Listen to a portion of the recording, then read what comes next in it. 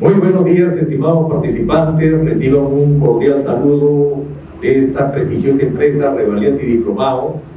Estamos empezando este año nuevo, 2023, ¿no?, con este ciclo de capacitaciones.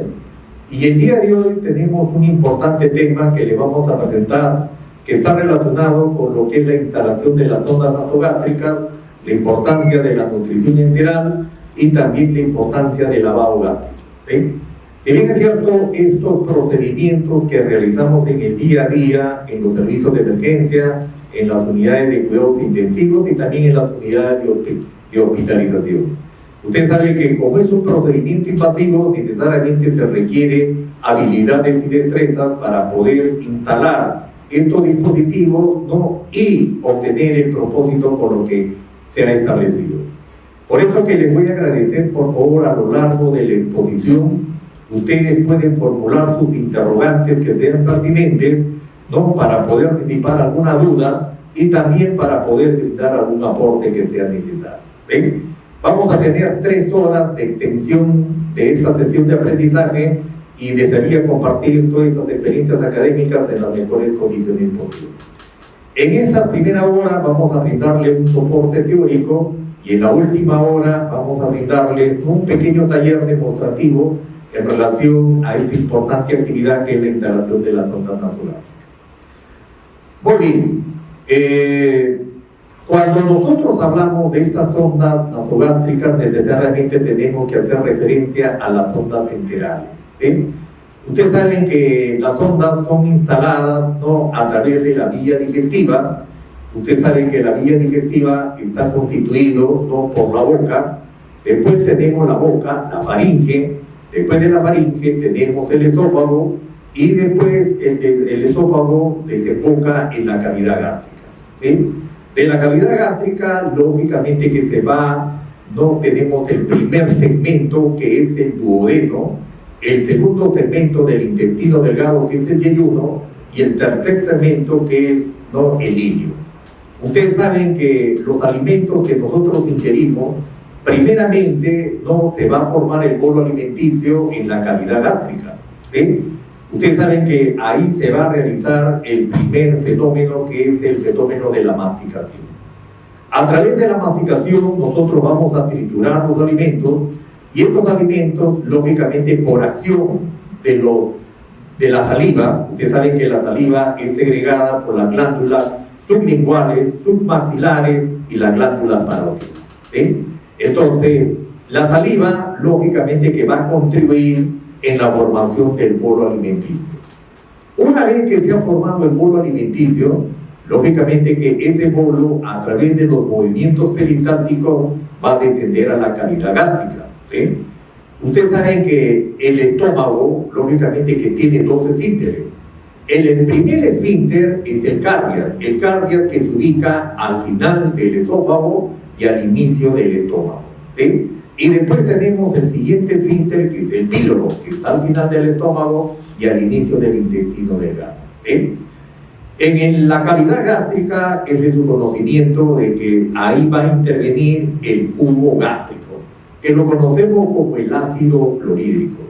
El ácido clorhídrico, lógicamente, que va a generar la degradación de los alimentos en una sustancia que se llama quimo, ¿sí? Entonces, por acción del jugo gástrico, esta sustancia, este bolo, lógicamente que se va a convertir en una sustancia que se llama quimo, ¿sí? Esta sustancia, lógicamente, que va a ser desplazada hasta el primer segmento del intestino delgado, que es el duodeno. En el duodeno, lógicamente, que va a intervenir el jugo pancreático y el jugo biliar para poder desdoblar a las grasas, ¿sí? Ustedes saben que todos los alimentos tienen que ser sintetizados para que puedan ser absorbidos, ¿sí? Entonces, en el duodeno, lógicamente que ahí se va a formar esta sustancia que se llama quilo, por acción del jugo pancreático y también por acción del jugo biliar. Una vez que ya se ha constituido en esta sustancia absorbible que se llama quilo, lógicamente que el duodeno va a progresar hasta el segundo segmento, que es el yeyuno, ¿sí? Ustedes saben que el duodeno más o menos tiene una longitud aproximadamente de 26 a 30 centímetros Y el yeyuno más o menos tiene una longitud de 2.5 metros, y el ilio, más o menos, que es el segmento más largo, tiene una longitud de 3 metros. Más o menos el intestino delgado en un adulto, lógicamente que está entre 6 a 8 metros de longitud, ¿sí? Por la función que cumple de la absorción, ¿no? Y también que cumple con la absorción de los nutrientes esenciales, como son los carbohidratos, ¿no? Como son las proteínas y como son los lípidos. Ustedes saben que para que se puedan absorber, ¿no? Se van a absorber en sustancias degradables, como es la glucosa, como son los lípidos y como son aminoácidos, ¿sí? Y después ustedes saben que una vez todo lo que se ha absorbido, lógicamente se absorbe a través de las vellosidades intestinales, y lo que no se absorbe, lo que no es necesario, ¿no? Para nuestro organismo, lógicamente que va a ser desechado. Y lógicamente que esos productos de desecho va a ser a través del colon. Tenemos un colon transverso, un colon ascendente, un colon transverso, un colon descendente. Tenemos el sigmoides, el ano y el recto. Eso es toda la vía digestiva, ¿sí? Estamos haciendo un recordatorio de esta vía digestiva porque es importante, porque como vamos a instalar estas sondas enterales, lógicamente que hay que conocer parte de la función, ¿sí? Muy bien. ¿Qué son las sondas enterales? Bueno, las sondas enterales son dispositivos introducidos a través de la nariz, ¿no? O a través de la boca, que van a permitir acceder, ¿no? Al tracto gastrointestinal, ¿sí? Ya les he indicado que el tracto gastrointestinal está constituido por la boca, por el esófago, por el estómago y por el intestino delgado, intestino grueso, ¿sí? Aproximadamente todo el sistema, el tubo digestivo, tiene una longitud de 11 metros, ¿sí? 11 metros. Por eso que necesariamente tenemos que desarrollar ciertas actividades para poder proteger toda la mucosa gástrica, la mucosa intestinal, porque a veces ustedes saben que hay algunas enfermedades que pueden generar ciertos trastornos digestivos, ¿sí? Muy bien, ¿cuáles son las indicaciones para instalar una sonda enteral?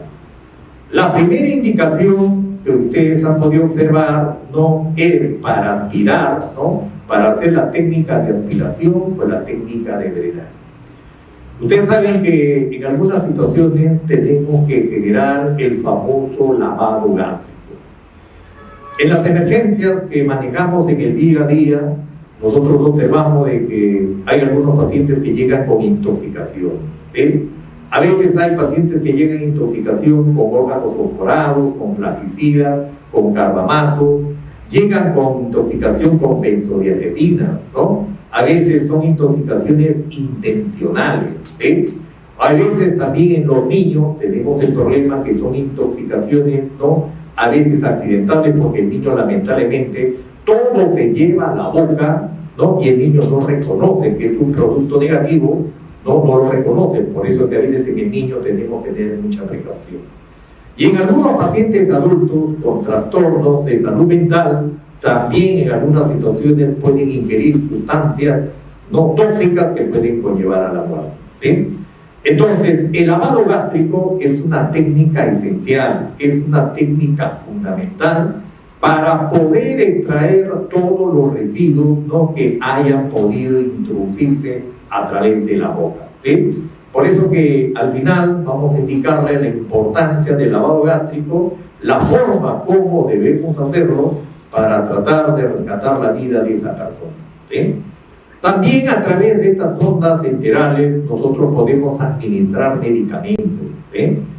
Ustedes saben que en las personas adultas, en las personas de la tercera edad, a veces tenemos el problema que tienen secuelas neurológicas, como es el accidente cerebrovascular isquémico, ¿no? Que nosotros lo conocemos como infarto cerebral. Producto de esta alteración neurológica, a veces el paciente tiene una hemiplegia, puede ser una hemiplegia izquierda o también puede ser una hemiplegia derecha. Entonces, ¿qué sucede? A veces el paciente va a tener el problema de la masticación, no va a poder masticar. Entonces, si no puede masticar, no va a poder deglutir. Y si no deglute, necesariamente, ¿qué tenemos que hacer? Tenemos que ayudarlo. Por eso que tenemos que colocarle esta sonda enteral para que este paciente se pueda alimentar y también para poder administrarle los medicamentos, ¿sí? Esa es una forma como nosotros manejamos a nuestros pacientes, ¿sí? También es necesario este tipo de sondas enterales para la administración de nutrientes, ¿sí? Cuando el paciente tiene alguna incapacidad masticatoria, alguna incapacidad para la deglución, ¿no? O existe el problema del peristaltismo, entonces tenemos que ayudarlo. Por eso que la sonda es importante para poder, ¿no?, facilitar este proceso de la nutrición, ¿sí? Y también está indicado estas sondas enterales para medios de diagnóstico, cuando a veces se requiere, ¿no?, observar si hay una alteración en el tracto esofágico, en la cavidad gástrica y también en el tubo intestinal. También se utiliza con sustancias de contraste para poder visualizar toda la morfología del tubo digestivo, ¿sí? Y también se utilizan estas ondas, ¿no?, como compresión esofágica en caso que existan varices sangrantes.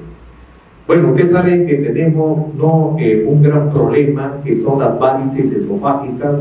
Lamentablemente estas varices esofágicas son peligrosas, ¿sí?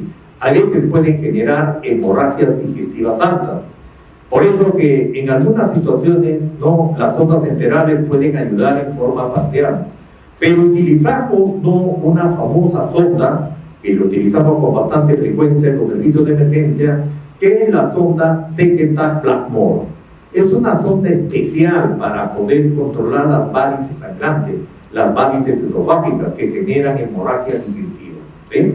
Por eso que considero que todo este tipo de procedimientos es necesario, es pertinente que ustedes lo conozcan para poder solucionar estos problemas que pueden presentar algunos pacientes, ¿sí?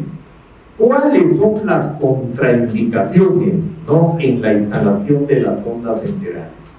Bueno, la primera contraindicación es en pacientes con fractura facial, ¿sí?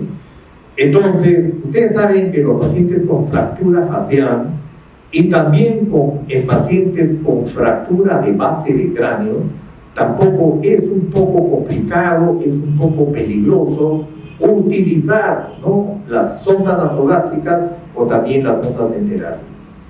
Ustedes saben que este procedimiento es a través de las fosas nasales, ¿sí? Entonces va por el conducto olfatorio.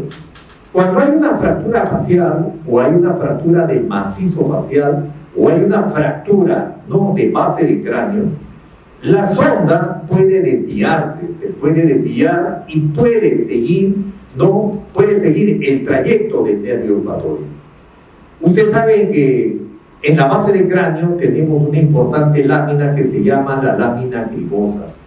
Si nosotros observamos, por ejemplo, vamos a colocar la sonda y esta sonda se desvía, ¿no?, entonces esta sonda puede, ¿no?, ascender a través del nervio olfatorio, ¿no?, y lógicamente que me puede lastimar, me puede lesionar la lámina cribórea, la lámina cribosa, y me puede generar la pérdida de líquidos cefalorraquídeos. Me puede generar una descompresión del tejido encefálico. Por eso que está contraindicado el uso de las sondas enterales y de las sondas nasogástricas cuando se trata de fractura de base de cráneo y también cuando se trata de una fractura del macizo facial, ¿sí? También en pacientes que tengan estrechez, ¿no?, estrechez de la vía respiratoria y de las vías nasales, ¿sí? Ustedes han podido observar que hay algunos pacientes que lamentablemente tienen exposición, ¿no?, tienen quemaduras por inhalación. El problema es que la quemadura por inhalación me puede generar estrechez de la vía respiratoria y también estrechez de la vía digestiva. Ustedes saben que cuando inhalamos aire caliente, el gran problema que me va a generar es un edema de la vía respiratoria superior, y también me va a generar un edema de la mucosa oral. Entonces, en ese tipo de circunstancias, Cuando existan antecedentes de quemaduras inhalatorias, tampoco no podemos realizar este tipo de procedimiento. Es peligroso, es un riesgo, ¿sí?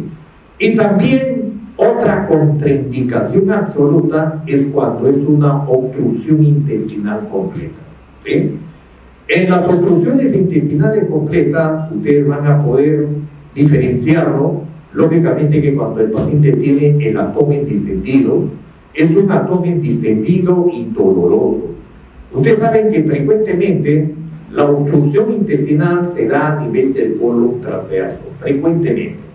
Entonces, cuando tenemos obstrucción intestinal, el problema es que no vamos a ocultar el pasaje de los ríos intestinales, ¿sí? Entonces, vamos a tener una distensión abdominal, el paciente refiere dolor, ¿no? El paciente lamentablemente no ha defecado en días, a veces tiene una semana sin defecar, y usted sabe que una obstrucción intestinal es peligrosa, es muy peligrosa, puede generar necrosis, puede desvitalizar el tejido y lógicamente que eso puede complicar más al paciente, ¿sí? Entonces, cuando hay obstrucción intestinal, no se debe colocar la sonda nasogástrica, porque no va a pasar, no hay tránsito intestinal. Entonces, contraindicado, ¿no?, el uso de estas sondas enterales. También nos indican cuando el paciente tiene un ilio paralítico prolongado. ¿Y eso por qué se da? Por una atonía intestinal. Esos movimientos peristálticos, lógicamente, que están disminuidos y no permite el tránsito, ¿no?, el tránsito intestinal. En esas situaciones tampoco no es recomendable utilizar estas sondas enterales, ¿sí? Y también cuando tenemos fístulas gastrointestinales. Hay algunas enfermedades, por ejemplo, como la fiebre tifoidea, que pueden generar perforación tífica. Cuando se genera perforación tífica es un gran problema, no puede utilizar la vía digestiva. Necesariamente ese paciente, la nutrición va a tener que ser por vía parenteral. No voy a poder realizar la nutrición enteral, así yo quiera. Entonces, cuando tenemos fístulas gastrointestinales, usted sabe que puede haber una perforación de la cavidad gástrica cuando tenemos una úlcera gástrica, ¿no?, una úlcera duodenal, no puedo utilizar. Lamentablemente, las úlceras no son lesiones muy severas que complican más la situación del paciente. Y también cuando tenemos perforaciones intestinales a consecuencia de enfermedades infecciosas como es la fiebre tifoidea, tampoco no se puede utilizar. Ahí tendremos que utilizar la nutrición parenteral, ¿sí? Esas son las contraindicaciones para el uso de estas sondas enterales, ¿sí? Como ustedes han podido observar, tenemos diversos tipos de sondas, ¿sí? Diversos tipos de sondas que utilizan diferentes medidas, ¿sí? Ustedes han podido observar que dependiendo del tipo de procedimiento, ¿no?, porque una cosa es realizar un lavado gástrico. Para poder hacer un lavado gástrico, lógicamente que esa sonda tiene que ser de mayor calibre. No voy a utilizar una sonda pequeña, ¿no?, y de menor calibre. Tengo que utilizar una sonda que me permita extraer todo el contenido que está en cavidad gástrica, ¿sí? Por eso que las sondas no están numeradas, más o menos es de 8 hasta 20, ¿sí? Porque ustedes saben que necesariamente tenemos diferentes grupos etarios y las sondas tienen que ser utilizadas de acuerdo, ¿no?, al grupo etario y para el procedimiento que nosotros vamos a utilizar, ¿sí? Lógicamente que la medida está en French, ¿no? Está en French.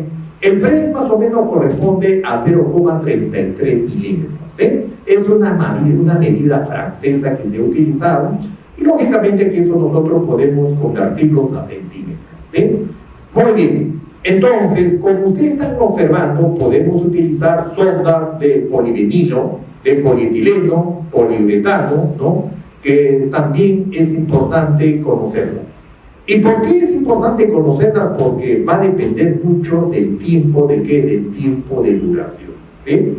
Hay sondas que utilizamos, las más frecuentes, ¿no?, que son de polietileno, que utilizamos entre 7 a 14 días. La recomendación es cambiar a los 7 días, ¿sí?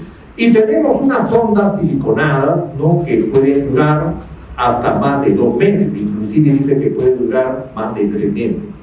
Y eso es para pacientes crónicos. Cuando tenemos pacientes crónicos con problemas neurológicos, no vamos a estar cambiando constantemente la sonda. Ustedes saben que cambiar una sonda nasogástrica tiene un riesgo. Podemos lastimar la mucosa nasal, podemos lastimar la mucosa esofágica, no se puede lastimar. Entonces es importante tener bastante cuidado en la introducción, ¿sí? Bueno, posiblemente vamos a tener un taller donde le vamos a enseñar de manera presencial cómo instalar, ¿no?, una sonda nasogástrica, una sonda enteral sin ningún tipo de dificultad, ¿sí? Eso es importante porque tenemos que tener bastante precaución. Ustedes saben que cada vez que nosotros utilizamos las fosas nasales para poder instalar esta sonda, el problema ¿cuál es? El problema que a veces hay malformaciones, ¿no?, en las fosas nasales, ¿sí? A veces tenemos, ¿no?, el famoso pólipo nasal, o también a veces tenemos el famoso fibroma nasal. Por eso que hay que tener bastante precaución al momento que vamos a instalar. Si nosotros observamos que hay cierta resistencia, no necesariamente ya no podemos seguir progresando. Porque puede ser que esa resistencia puede ser por un pólipo nasal o puede ser por un fibroma nasal. ¿Qué podemos generar? Podemos generar una hemorragia y eso es peligroso. Entonces necesariamente hay que tener las precauciones del caso al momento que vamos a utilizar estos dispositivos, ¿no? Porque ustedes saben que necesariamente se ha establecido un objetivo. Y el objetivo, lógicamente, que puede ser para nutrición, puede ser para administrar medicamentos, puede ser para un lavado gástrico, para las diferentes modalidades que nosotros consideramos que es necesario, ¿sí? Muy bien, ¿cuáles son las complicaciones de esta sonda? Bueno, dentro de las complicaciones que hemos podido observar, ¿no?, que ya también les he adelantado, es la erosión de la mucosa nasal, ¿sí? Cuando lo colocamos de una manera traumática, el problema está que me puede generar una erosión de la mucosa nasal y también del esófago. Por eso que hay que utilizarlo con bastante precaución, ¿sí? No es cuestión de instalar por instalar, por eso que necesariamente se requiere una técnica adecuada, ¿sí? La otra complicación que hemos podido observar, no, es la obstrucción de la sonda, ¿sí? ¿Y por qué? Eso cuando está mal colocada y a veces se adhiere a la mucosa, ¿sí? Entonces hay que evitar que la sonda, ahora le voy a indicar el procedimiento, cómo medir la sonda, ¿no?, para poder instalarlo, para que no exista ningún tipo de dificultad y pueda generar este tipo de obstrucción. La otra complicación es la broncoaspiración, ¿no?, tras una regurgitación. Ustedes saben que cada vez que colocamos una sonda, el problema es la estimulación vagal, ¿ven? Cuando estamos colocando la sonda, el gran problema que tenemos es la estimulación vagal. Podemos estimular al nervio vago y también podemos estimular al nervio glossofaríngeo. Y el paciente, lógicamente, que puede generar, ¿no?, una regurgitación. El paciente presenta una regurgitación, el paciente puede vomitar. Y si el paciente se vomita, el paciente se aspira. Y me puede generar una neumonía aspirativa, ¿sí? Eso hay que tener bastante cuidado. Es una de las complicaciones que a veces que observamos con bastante recurrencia, ¿sí? Entonces, a veces se recomienda, ¿no?, cuando hay distensión gástrica, ¿no?, el paciente tiene distendido. Esa distensión gástrica puede ser por acúmulo de gases. Ustedes saben que a veces los alimentos se fermentan. Cuando el paciente no tiene no tiene un adecuado metabolismo, el problema es que los alimentos se fermentan. Y al fermentarse, lógicamente que me generan la liberación de gases. Y esos gases me generan distensión abdominal. Y el paciente, lógicamente, a consecuencia de esa distensión abdominal, puede generar una regurgitación y puede vomitar. Y si vomita el paciente, se puede aspirar. Y me puede generar una broncoaspiración que es peligrosa, que al final me termina generando un problema respiratorio, ¿sí? Otra de las complicaciones es la extracción involuntaria de la sonda. A veces cuando el paciente tiene un vómito explosivo, a veces la sonda, cuando no está adecuadamente fijada, esa sonda puede ser expulsada. Entonces, por eso que ahora les voy a indicar cómo fijar la sonda para que no pueda ser expulsada. Porque a veces puede ser expulsada no a través del vómito o a través de la tos. Son reflejos que siempre están presentes. ¿Sí? Muy bien. Y otra cosa importante, otra complicación que también tenemos que tener en consideración es la bradicardia. ¿Sí? La bradicardia por estimulación de los reflejos vagales. ¿Sí? Hemos visto, así cuando hacemos la aspiración de secreciones, cuando aspiramos secreciones también existe ese riesgo potencial donde el paciente puede generar no estímulo vagal. Y ustedes saben que esta estimulación vagal me genera bradicardia. Inclusive me puede conllevar al paro cardíaco. Por eso que hay que tener bastante cuidado también cuando hacemos la aspiración de secreciones por la boca, ¿no? Y también al momento que vamos a colocar la sonda. ¿Sí? Son riesgos, lamentablemente, que tenemos que tener presentes al momento que hacemos este tipo de procedimientos. ¿Sí? Muy bien, ahora pasamos, ¿no?, de estas sondas enterales a observar, ¿no?, la sonda nasogástrica. ¿Sí? La sonda nasogástrica. Ustedes saben que para poder introducir una sonda nasogástrica, necesariamente tenemos que saber cuál es el objetivo. ¿Por qué estamos colocando esta sonda nasogástrica? ¿Sí? Ya les he indicado, ahora ustedes me indicarán, pero ¿por qué utilizo las fosas nasales y por qué no utilizo la boca? ¿Sí? Porque ¿dónde existe menor riesgo? Lógicamente que el riesgo existirá en la boca.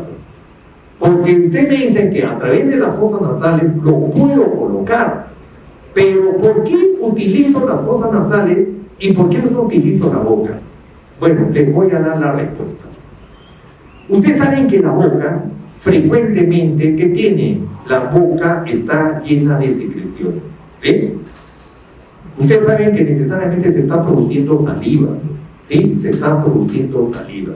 Tenemos estimulación de la glándula parótida, de la glándula sublingual, de la glándula submaxilar. ¿Sí? En estos momentos mi boca, por ejemplo, está lleno de saliva. Entonces, ¿para qué? Para lubricar todo mi tubo digestivo. ¿Sí? Ahora, lógicamente, cuando yo voy a fijar, si yo lo introduzco por la boca, el problema está en la fijación. ¿Sí? Entonces, como lo voy a fijar con esparadrapo, y si la boca está humedecida, el problema es que esa fijación no va a ser adecuada. Se humedece el esparadrapo y lógicamente que se puede liberar la sonda nasogástrica. Entonces, solamente por cuestiones de fijación es lo que nosotros utilizamos, no la fosa nasal. Es por la seguridad del paciente. ¿Sí? Porque si no, tendría que utilizar recurrentemente la boca. Pero ustedes están observando que la boca, como está humedecida por la secreción de saliva, entonces el problema de la fijación y la seguridad, esa es una de las limitaciones que tenemos cuando instalamos por la cavidad orogástrica. ¿Sí?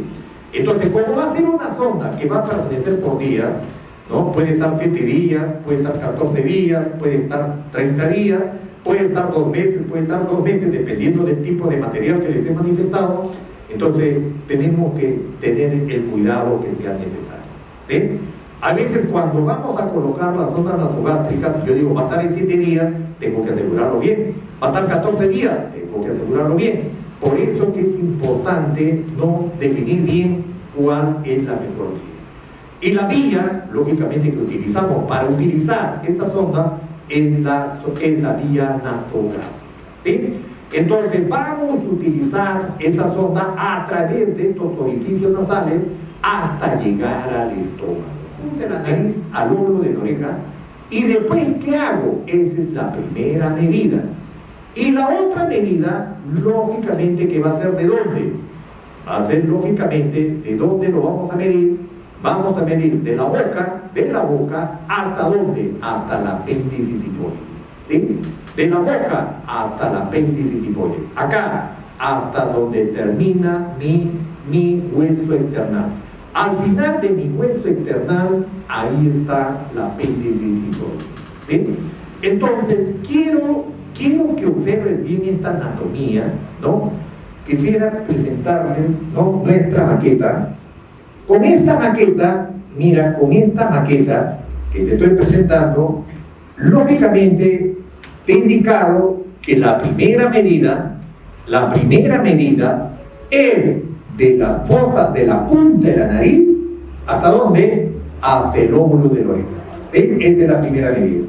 Y la otra medida es de la boca, de la comisura labial, hasta el apéndice sifoide, ¿sí? Entonces, cuando nosotros introducimos este dispositivo a través de las fosas nasales, observa, miren, en estos momentos, lógicamente que al momento que yo voy a introducir, a través de los cornetes, ¿sí? Miren, acá están los cornetes, tenemos el cornete superior, el cornete inferior. Entonces yo introduzco, miren, estoy introduciendo la sonda, ¿no? Miren, a través de las fosas nasales, y lógicamente que debo llegar hasta la faringe, ¿sí? Hasta la faringe. Ustedes saben que la faringe, miren, la faringe es un trayecto de la vía digestiva y de la vía respiratoria, ¿sí? Entonces la faringe, lógicamente que es un trayecto de la vía respiratoria y de la vía digestiva, ¿sí? Ustedes saben que acá, ¿no?, al final de la lengua, tenemos un espacio que se llama vallécula, ¿sí? Entonces ahí nace una hojita, esa hojita se llama epiglotis. Cuando tú comes, ingieres alimento, lógicamente que esa epiglotis se cierra. ¿Para qué? Para que pase el alimento, pase el vuelo alimenticio, ¿no? ¿Pase a dónde? A tu vía digestiva, ¿sí? Y cuando tú hablas, lógicamente que esa epiglotis está abierta, ¿sí? Entonces, existe la probabilidad, por eso que al momento que tú le indicas al paciente, ¿no?, que le vas a introducir la sonda, porque vas a tener que preparar al paciente, ¿no? Tú le vas a indicar, si está consciente, tú le vas a indicar al paciente el procedimiento y cuáles son los fines de la instalación de ese dispositivo. Yo sé que es incómodo para las personas que nos instalan por primera vez, genera una incomodidad, ¿sí? Genera inclusive a veces rechazo cuando el paciente no está adecuadamente preparado.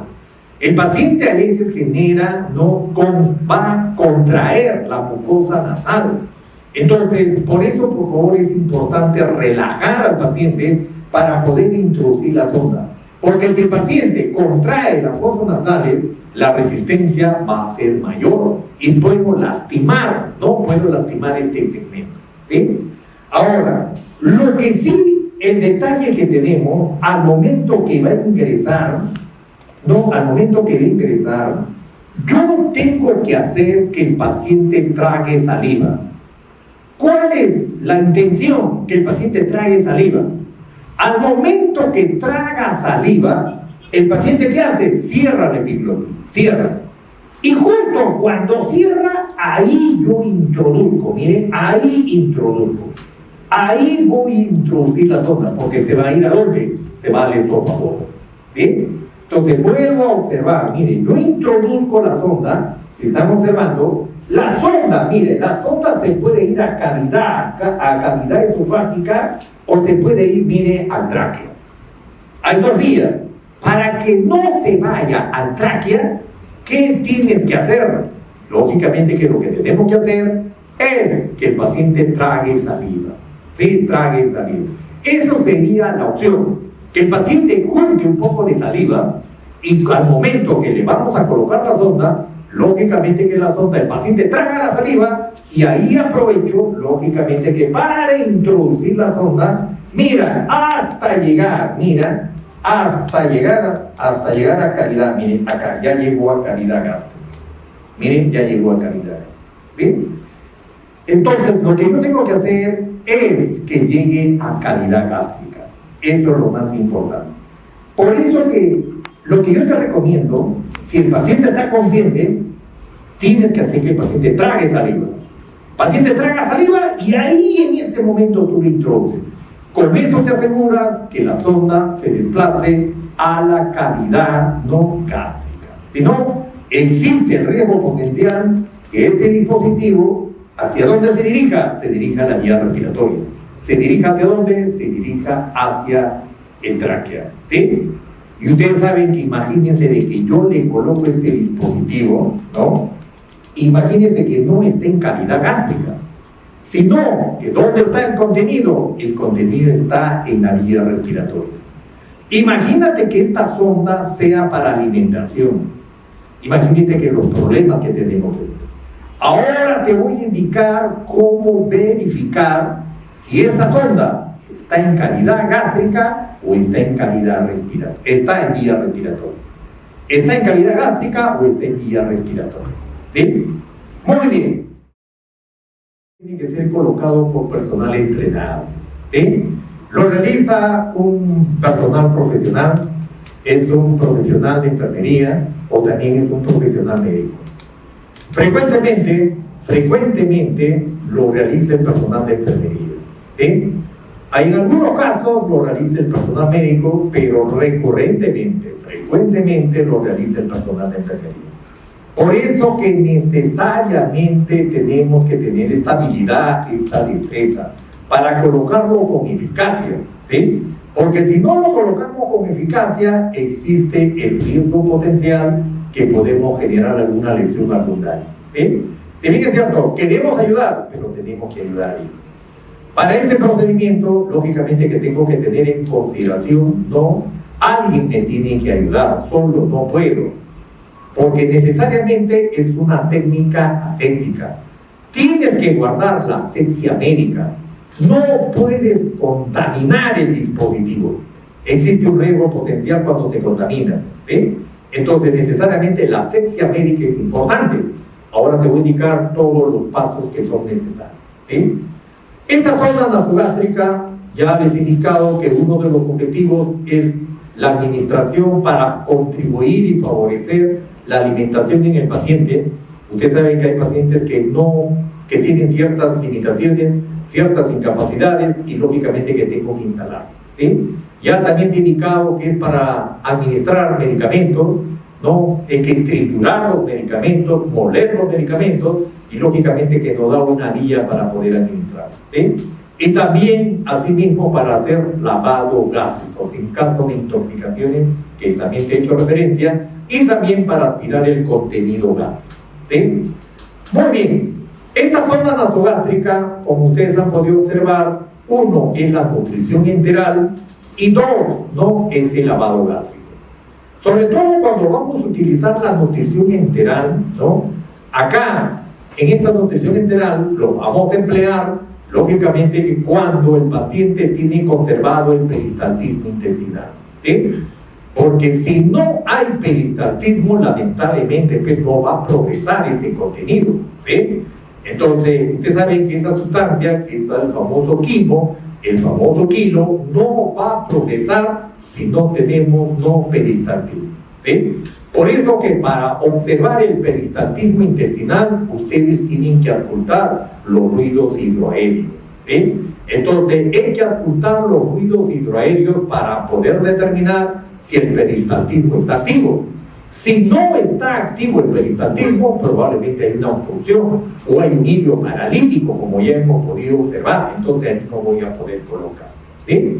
Entonces, para hacer el lavado gástrico, lógicamente que vamos a utilizar este tipo de procedimiento cuando el paciente ha ingerido de manera accidental o de manera intencional ciertas sustancias tóxicas por la vía oral que necesariamente tienen que ser retiradas, ¿sí? Y también vamos a utilizar estas sondas cuando se sospecha de una hemorragia digestiva alta, sobre todo cuando existe la probabilidad de que sea unas varices esofágicas, ¿sí? Eso también es importante.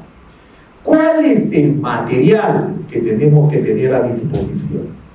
Lógicamente que tenemos que comprobar que el material, ¿no? Este material esté completo, ¿sí? Esté completo. ¿Qué tenemos que tener? La sonda nasogástrica. Tenemos que determinar cuál es el diámetro y cuál es la longitud, dependiendo del grupo etario. Ustedes saben que podemos colocar sondas nasogástricas para un lactante, para un niño, ¿no? Para un niño, para un adolescente, para un adulto. O sea, tenemos diferentes tipos de grupos etarios. Por eso que viene, ¿no? La longitud de la sonda, ¿no? Va a depender de qué, del tamaño del paciente, ¿sí? Y el diámetro también, de igual manera. También tenemos que tener en consideración los guantes estériles. Ustedes saben que como es un procedimiento invasivo que va a ir a cavidad, necesariamente ya les he recomendado que tenemos que conservar la asepsia médica, importante, ¿sí? Tenemos que tener la gasa estéril. ¿Para qué me sirve la gasa estéril? Lógicamente que para hacer la limpieza de las fosas nasales. Ustedes saben que en las fosas nasales se acumulan secreciones. Entonces las secreciones tienen que ser liberadas. Por eso que hay que hacer una limpieza previa de las fosas nasales antes de introducir la sonda. No podemos introducir la sonda si las fosas nasales no están llenas de secreciones, ¿sí? Esto hay que tener en consideración.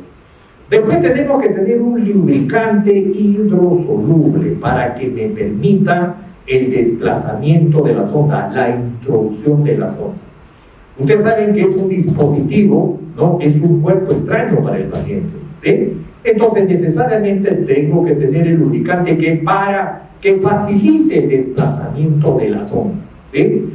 Después es importante tener una linterna, ¿no? Opcional para observar la cavidad gástrica, perdón, la cavidad oral, ¿no? La cavidad oral, ¿para qué? Para ver que no existan lesiones, ¿sí? Hay que observar bien. Ustedes saben de que a veces puede haber lesiones en la boca.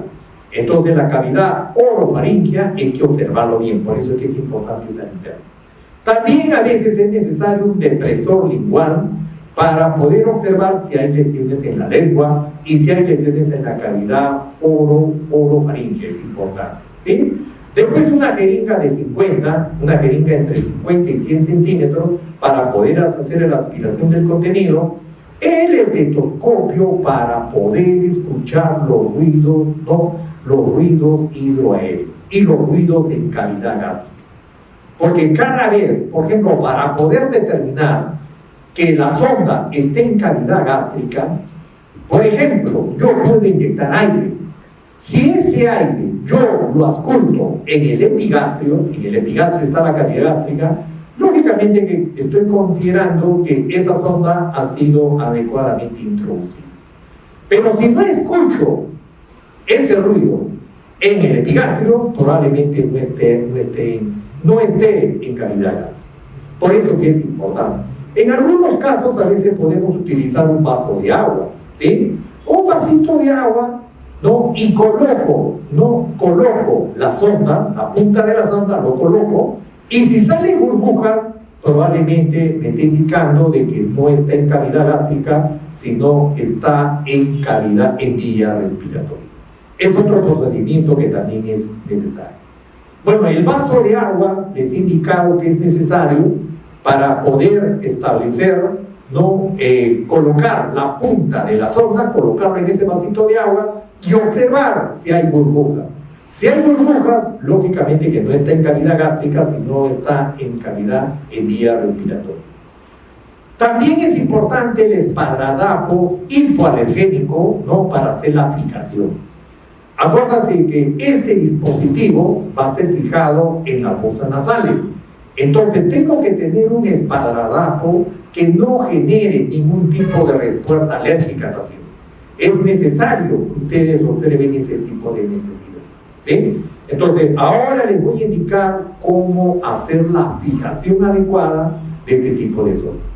También es necesario, en caso que el paciente lo requiera, una bolsa de drenaje, ¿sí? Una bolsa de drenaje. Sobre todo cuando el paciente no tiene un problema de pancreatitis.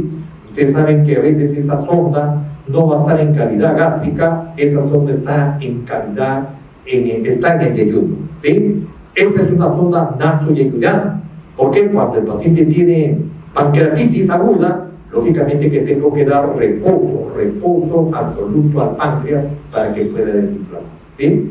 Y un aspirador de secreciones opcional en caso de que haya que aspirar todas las secreciones que hay en cavidad oral, una pinza McGill para poder retirar cualquier objeto o cuerpo extraño que esté en cavidad orogástrica, entre otros requerimientos que necesitamos, ¿sí? Muy bien, ahora, ¿cuál es el procedimiento?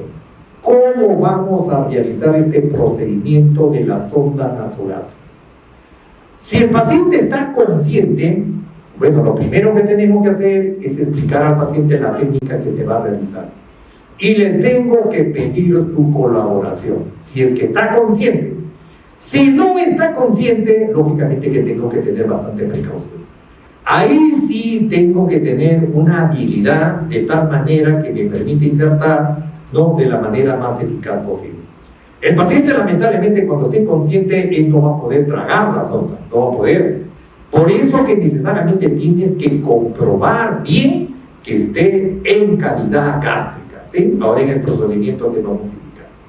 Ahora, lo otro, una vez que ya he explicado la técnica al paciente, lo siguiente es el lavado de manos. Ustedes saben que el lavado de manos no se hace un arrastre de todos los gérmenes, ¿sí? El lavado de manos es fundamental, ¿no? Porque como vamos a manipular material estéril que va a ser introducido en cavidad, lógicamente que tengo que hacer este procedimiento de la manera más eficaz posible. Una vez que ya he realizado mi lavado de manos, voy a preparar mi material. ¿Qué necesito? Necesito la sonda nasogástrica. He tenido que determinar cuál es la sonda, ¿sí? En un adulto podemos utilizar una sonda 16, una sonda 18, en algunos casos podemos utilizar una sonda 20, ¿sí? Por eso que depende mucho, ¿no?, del tipo de paciente que estamos nosotros manejando. Muy bien, después de la sonda, lógicamente que necesitamos, ¿no?, ya una vez que se ha preparado, hay que utilizar una jeringa. La jeringa tiene que estar estéril, la sonda tiene que estar estéril, los campos tienen que estar estéril, el agua que también tiene que estar estéril, lo que voy a utilizar, ¿sí? Todo el material que voy a utilizar necesariamente tiene que tener, ¿no?, la categoría de estéril. La gasa tiene que estar estéril. Todo el material que he seleccionado necesariamente tiene que estar estéril, ¿sí? Muy bien, una vez que ya he preparado el material, ¿ahora qué hago? Voy a colocar al paciente en posición Fowler, puede ser 90 grados, dependiendo cuál es su condición. A veces tenemos pacientes, ¿no?, con traumatismo vértebro-medular, ¿sí? Pacientes con traumatismo vértebro-medular. Entonces tengo que tener ciertas precauciones con estos pacientes, ¿sí? Entonces, en estos pacientes que tengan este tipo de lesiones de las vértebras cervicales, ¿no?, a veces no puedo hacer hiperextensión del cuello, ¿sí? A veces cuando hago la hiperextensión del cuello puedo generar el desplazamiento de las vértebras cervicales. Entonces puedo generar una compresión medular o una sección medular. En ese tipo de situaciones, lógicamente que otro operador me tiene que apoyar. Tiene que neutralizar las vértebras cervicales para poder colocarlo, ¿sí? Si no tengo ese apoyo, lamentablemente existe un riesgo, ¿sí? Muy bien, la posición frecuentemente que utilizamos es de 45 grados y en caso no exista ninguna complicación, de 90 grados, cuando el paciente se pueda sentar. Cuando no tiene ningún tipo de limitación, ¿sí? 45 grados o 90 grados, que es la posición que nosotros utilizamos. La cabeza tiene que estar ligeramente inclinada hacia adelante, ¿sí? ¿Para qué? Para poder introducir la sonda, ¿sí? Ahora, después de haber colocado en esa posición, lo que tengo que hacer, ¿no?, es examinar los orificios nasales, ¿sí? Lógicamente que lo adecuado, lo idóneo, sería disponer de un espéculo nasal. Pero ya tampoco no te voy a pedir tanto material, porque imagínate, conseguir un espéculo nasal sería adecuado para poder observar, ¿no?, las fosas nasales. Si yo exploro bien las fosas nasales, puedo observar si hay pólipos nasales o si hay fibroma nasal. Lo puedo observar, pero con el espéculo nasal. Si no tengo el espéculo, bueno, lo único que tengo que hacer es generar una adecuada limpieza, porque ustedes saben que en las vellosidades, ¿no? Las vellosidades que tenemos en las fosas nasales, que nosotros lo conocemos como vibrisas, ahí se va a acumular secreción mucoide. Entonces, ¿qué tengo que hacer? Tengo que hacer la limpieza de la fosa nasal. ¿Sí? ¿Sí? Después de haber examinado los orificios nasales y haber verificado que están permeables, libres de secreciones, ¿qué hago? Voy a hacer una medición superficial. Esta medición superficial, lógicamente, que va desde la nariz hasta donde, al lóbulo de la oreja. ¿Sí? Entonces, ubico la punta de la nariz al lóbulo de la oreja, ¿no? Esa es la primera medición. De la punta de la nariz al lóbulo de la oreja. Es la primera medición. Lógicamente que esta medición es al momento que yo voy a introducir, observe, introduzco la sonda hasta donde va a traspasar la nasofaringe, orofaringe, ¿no? La naso, oro, hipofaringe. ¿Sí? Esta es la primera medida.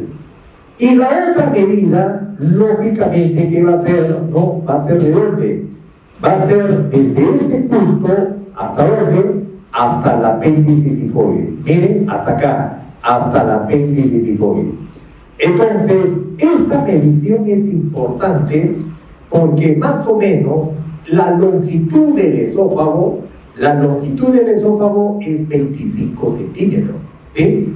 Entonces, más o menos acá tenemos, ¿no? Entre 20, 25, y más o menos más 25, algo de 45 a 50 centímetros. ¿Para llegar a dónde? Para llegar a cavidad gástrica. ¿Sí? Lo que queremos es que la sonda no llegue hasta dónde, no llegue hasta el duodeno, porque lo que queremos es que llegue a cavidad gástrica. Por eso que es importante generar esa medición, porque si no estaría colocando una sonda naso-duodenal. Pero lo que yo quiero es que la sonda llegue hasta dónde? Hasta cavidad gástrica. Por eso que es importante esta medida. ¿Sí? Muy bien. Después de eso, una vez que ya he medido, yo le voy a pedir al paciente que trague saliva. Justamente les había indicado, es importante que trague la saliva. ¿Para qué? Justamente en ese preciso momento que el paciente va a deglutir, ahí es donde introduzco la sonda nasogástrica, ¿no? Ya te he indicado que al final de la lengua hay un espacio que se llama vallécula. Y ahí de la vallécula, lógicamente que nace una hojita que se llama epiglotis. Entonces, cada vez que ustedes ingieren los alimentos, ¿no? Ese epiglotis se cierra y lógicamente que permite el pasaje del bolo alimenticio, el pasaje del líquido, ingrese al esófago. ¿Sí? Cuando está abierto, como en este caso, ¿no? Yo tengo mi epiglotis, está abierta, ¿por qué? Porque el aire que está ingresando por mis fosas nasales y lógicamente que se va a vía respiratoria, se va a mi tráquea. ¿Sí? Entonces, es necesario que se observe ese detalle. En un paciente consciente, es necesario que el paciente trague la saliva. ¿Sí? Eso nos facilita la introducción. ¿Sí? Muy bien, una vez que hemos alcanzado el punto previsto, ¿no? En la medición inicial, se puede empezar a qué? Lógicamente que yo voy a tener que aspirar. ¿Sí? Voy a utilizar una jeringa, ¿no? Utilizo una jeringa y debo aspirar. Entonces, cuando yo aspiro con una jeringa, que puede ser con una jeringa de 20, o que puede ser con una jeringa de 100 también, ¿no? Que dependiendo de la disponibilidad. Entonces, ¿qué se va a extraer? Lo que se va a extraer es el contenido gástrico. ¿Sí? Entonces, ¿para qué es importante la confirmación de la extracción del contenido gástrico? Para cerciorar de que la sonda esté en cavidad gástrica. ¿Sí? Por eso que es importante la extracción del contenido gástrico a través de esta sonda de aspiración. ¿Sí? Entonces, vamos a comprobar que esta sonda se encuentra en el estómago podemos introducir, miren, con una jeringa, una vez que ya está colocado, yo puedo utilizar una jeringa y puedo introducir 20 centímetros de aire, ¿sí? 20 centímetros. Voy a auscultar ese aire que he introducido a través de la sonda. ¿Lo voy a ocultar dónde? Lo voy a ocultar en el epigastrio. A nivel del epigastrio, que está acá, a nivel del apéndice sifoide, ¿no? Acá está mi epigastrio. Entonces, esas burbujas que se va a generar, al momento que yo le introduzco 20 centímetros de aire, eso es lo que yo tengo que auscultar, ¿sí? Muy bien, ahora, el otro extremo, va a decir este extremo que yo estoy sujetando, ¿no? Este extremo, lógicamente que lo voy a introducir, ¿dónde? Lo voy a introducir en un recipiente con agua. Este extremo que está acá. ¿Para qué lo introduzco en un recipiente con agua? Porque si hay burbujas en el extremo distal, entonces el problema es que no está en cavidad gástrica, sino está en vía respiratoria. Para eso, esa es otra forma también como tú puedes verificar la ubicación de la zona, ¿sí? Entonces, lo primero es introducir 20 centímetros de aire. Al momento que introduzco, voy a auscultar las burbujas. ¿Dónde? A nivel epigástrico. Ese es un primer reparo. El otro reparo, la parte proximal, ¿no?, de las ondas, esto va a ir en un recipiente con agua. Y si salen burbujas de aire, está en vía respiratoria. Introduzco, no salen burbujas, está en cavidad gástrica. Esa es otra forma como nosotros podemos. ¿Sí? Ahora, la fijación de la sonda, lógicamente que lo tenemos que hacer con un esparadrapo. Ahora en la demostración te voy a indicar cómo hacer la fijación. Porque esta sonda, lastimosamente, el paciente puede vomitar. El paciente vomita, o el paciente tiene una tos muy insistente, la sonda puede ser liberada. Entonces, para que no sea liberada, lógicamente que ahora te voy a enseñar la mejor técnica, cómo fijar la sonda, ¿sí? Muy bien, yo una vez que ya fijé, ya comprobé que la sonda está en posición, lógicamente que tengo que hacer el registro. Tengo que hacer el registro indicando la hora que he colocado, ¿no?, la sonda, ¿no?, y cuándo, ¿no?, la hora, ¿no?, la fecha y la hora, el momento que he colocado la sonda. Es importante, ¿para qué? Para hacer el cambio de la sonda de manera repetida, ¿sí? Muy bien.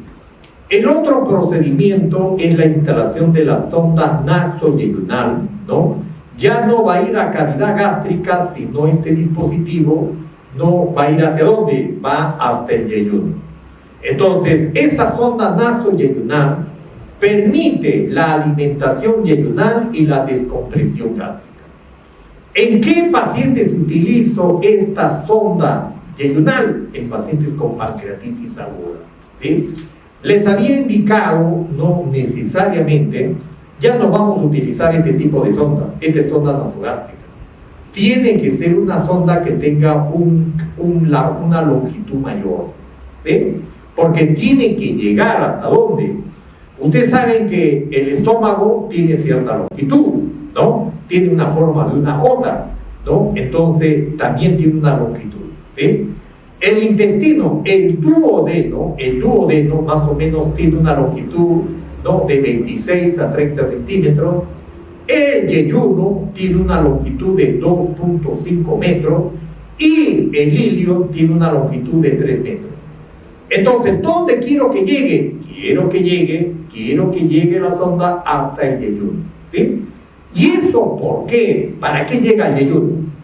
Porque si llega al duodeno, tú sabes que si esta sonda yo lo introduzco y llega al duodeno, va a generar la estimulación de la liberación del jugo pancreático. Entonces, si llega al duodeno, genera la liberación del jugo pancreático. Y lo que yo quiero justamente es generar el reposo del páncreas. ¿Y cómo genero el reposo del páncreas? Ustedes saben que a nivel del páncreas, ¿no?, tenemos receptores. Esos receptores, cada vez que llegue el contenido al duodeno, ese receptor se activa y genera la liberación del jugo pancreático. Entonces, para que no genere la liberación del jugo pancreático a través del esfínter de Oddi, lo que hago es, ¿qué es lo que hago? Generar que esta sonda llegue hasta el yeyuno. Con eso me aseguro de que genere el reposo gástrico y no genere la liberación del jugo pancreático, ¿sí? Entonces, esta sonda, lógicamente que tiene varios puertos de salida, tiene un puerto de salida para alimentación que va a tratar de mejorar el flujo y también va a reducir la obstrucción. Y la porción yeyunal tiene un peso, ¿no?, más o menos que tiene alta resistencia, lo que va a mantener la posición, ¿no?, y lógicamente que va a facilitar de que esa sustancia pueda llegar al duodeno y se pueda reabsorber, ¿sí? Entonces, tiene una banda de arropaca que va a ayudar a visualizar el catéter y con eso más o menos vamos a tener, ¿no?, la seguridad que sí está adecuadamente colocada, ¿sí? Estas características de esta sonda: tiene un puerto gástrico, tiene un puerto yeyunal, están claramente marcados para su fácil identificación. Es fabricada con silicona, es transparente y tiene un alto grado médico. Las marcas están graduadas en centímetros para la verificación de la posición y tiene una amplia gama de tamaños y longitudes, porque ustedes saben que dependiendo del tamaño, de la característica del paciente, elegimos no este tipo de sonda, ¿sí? Muy bien, entonces ahí está el tipo de dimensión de la sonda, dependiendo del tamaño. Lógicamente que lo tenemos en pulgadas, ¿no? Bueno, estas pulgadas ya los hemos convertido en centímetros. Entonces, lógicamente que un paciente puede tener 17.7 pulgadas, que más o menos es 45 centímetros, ¿sí? Entonces, ustedes están observando que va a depender del tamaño de la persona y en eso más o menos tenemos que tener bastante cuidado, ¿sí? Entonces, puede ser, ¿no?, desde 7 frames hasta 21 frames. Vale decir, de 5.9, ¿no?, pulgadas hasta 17.7 pulgadas, que más o menos es 45 centímetros, ¿sí? Esto es en el adulto. Muy bien, el procedimiento puede ser colocado a ciegas mediante un dispositivo a través de la endoscopía o también a través de una visión fluoroscópica, que también lo podemos hacer. Este procedimiento sí no lo realiza el personal de enfermería, ¿sí? Esto lo realiza el personal especialista en cuidados intensivos o el personal especialista en medicina de emergencia, ¿sí? Entonces, es un procedimiento que tiene ciertas precauciones, ¿no?, ciertas consideraciones que a veces no lo podemos hacer, el personal de enfermería lo puede hacer cuando está adecuadamente entrenado. Pero la recomendación es que lo haga el personal especialista por las complicaciones que se puedan presentar, ¿sí? Entonces, es una sonda flexible de diámetro pequeño, no siliconado o poliuretano, que también lo podemos utilizar, ¿no? Tiene una guía metálica, ¿no?, adherido a un tusteno y facilita el paso a través del píloro y el descenso al yeyuno. Acuérdate que tiene que vencer, ¿no?, la resistencia del cardias y también tiene que vencer la resistencia del píloro, ¿sí? Ustedes saben que son los dos esfínteres que tiene el estómago: por encima el cardias y por debajo el píloro. Por eso que esta sonda tiene que traspasar estos dos esfínteres hasta llegar hasta el duodeno, ¿sí? Entonces, el procedimiento es algo parecido a la sonda nasogástrica. Le tenemos que explicar el procedimiento al paciente, ¿no?, los beneficios que se va a obtener con esta sonda y cuál es el propósito fundamental, ¿sí? De igual manera, vamos a elevar la cabecera de la cama, ¿no?, ángulo de 45 grados, mantener el cuello del paciente ligeramente flexionado. También tenemos que inspeccionar los orificios nasales y determinar una posición adecuada que permita su introducción sin ningún tipo de complicación, ¿sí? Muy bien, entonces hemos calculado la distancia aproximada, ¿no?, hasta el estómago, ¿no?, y de ahí vamos a tener una medición adicional hasta el apéndice sifoide y de ahí vamos a agregarle 50 centímetros. A ese cálculo que hemos hecho inicialmente, de la punta de la nariz al lóbulo de la oreja y de ahí al apéndice sifoide, ese cálculo que hemos hecho en el paciente para la sonda nasogástrica, para la sonda nasoyeyunal, lo vamos a agregar 50 centímetros más. ¿Sí? ¿Y eso por qué? Por el trayecto, por la longitud que tiene que atravesar. Porque tenemos que llegar, traspasar la cavidad gástrica, traspasar, ¿no?, la longitud del duodeno y llegar al yeyuno. Entonces, por eso que se le agrega 50 centímetros. ¿Sí? De igual manera, hay que lubricar la sonda, ¿no?, para poder generar este tipo de condición. ¿Sí? Entonces, al paciente, lógicamente que una vez que está colocado, ya está en el estómago, y el paciente está en decúbito, ¿no?, decúbito lateral derecho, más o menos se espera entre 10 a 20, ¿no?, hasta que pueda llegar, ¿no?, hasta la cavidad, porque acuérdense que lo que queremos es que no genere la estimulación, porque si hay estimulación del páncreas, lógicamente que se va a generar, no se va a generar contenido bilioso. ¿Sí? Como una radiografía de abdomen, lógicamente que vamos a ver la ubicación. Por eso que después de haber colocado la sonda nasoyeyunal, se recomienda, ¿no?, la placa de abdomen para determinar la posición exacta. ¿Sí? Muy bien. Ahora continuamos con lo que es la nutrición enteral. ¿Sí? Ya tenemos instalado la sonda nasogástrica, ya tenemos instalado la sonda nasoyeyunal, de acuerdo a las condiciones que la clínica que tiene tu paciente. Y ahora, ¿qué tenemos que ofrecer? Lo que tenemos que ofrecer es la nutrición enteral. ¿Sí? Lógicamente que hay que hacer un cálculo de los requerimientos calóricos proteicos que tiene el paciente. Una persona normal, lógicamente que requiere un requerimiento calórico proteico entre 2.500 a 3.000 kilocalorías. Esa es una persona que no tiene ningún tipo de problema. Ese es el requerimiento no diario en una persona aparentemente sana. En un paciente que tenga cierta patología, tenemos que hacer el cálculo. Necesariamente tenemos que calcular cuál es el requerimiento de las proteínas, cuál es el requerimiento de los carbohidratos y cuál es el requerimiento de las grasas o los lípidos. Eso es importante calcular. Entonces, en esta nutrición enteral, lógicamente que es un procedimiento donde va a permitir, ¿no?, la llegada de los nutrientes. ¿Hacia dónde? Hacia el tubo digestivo.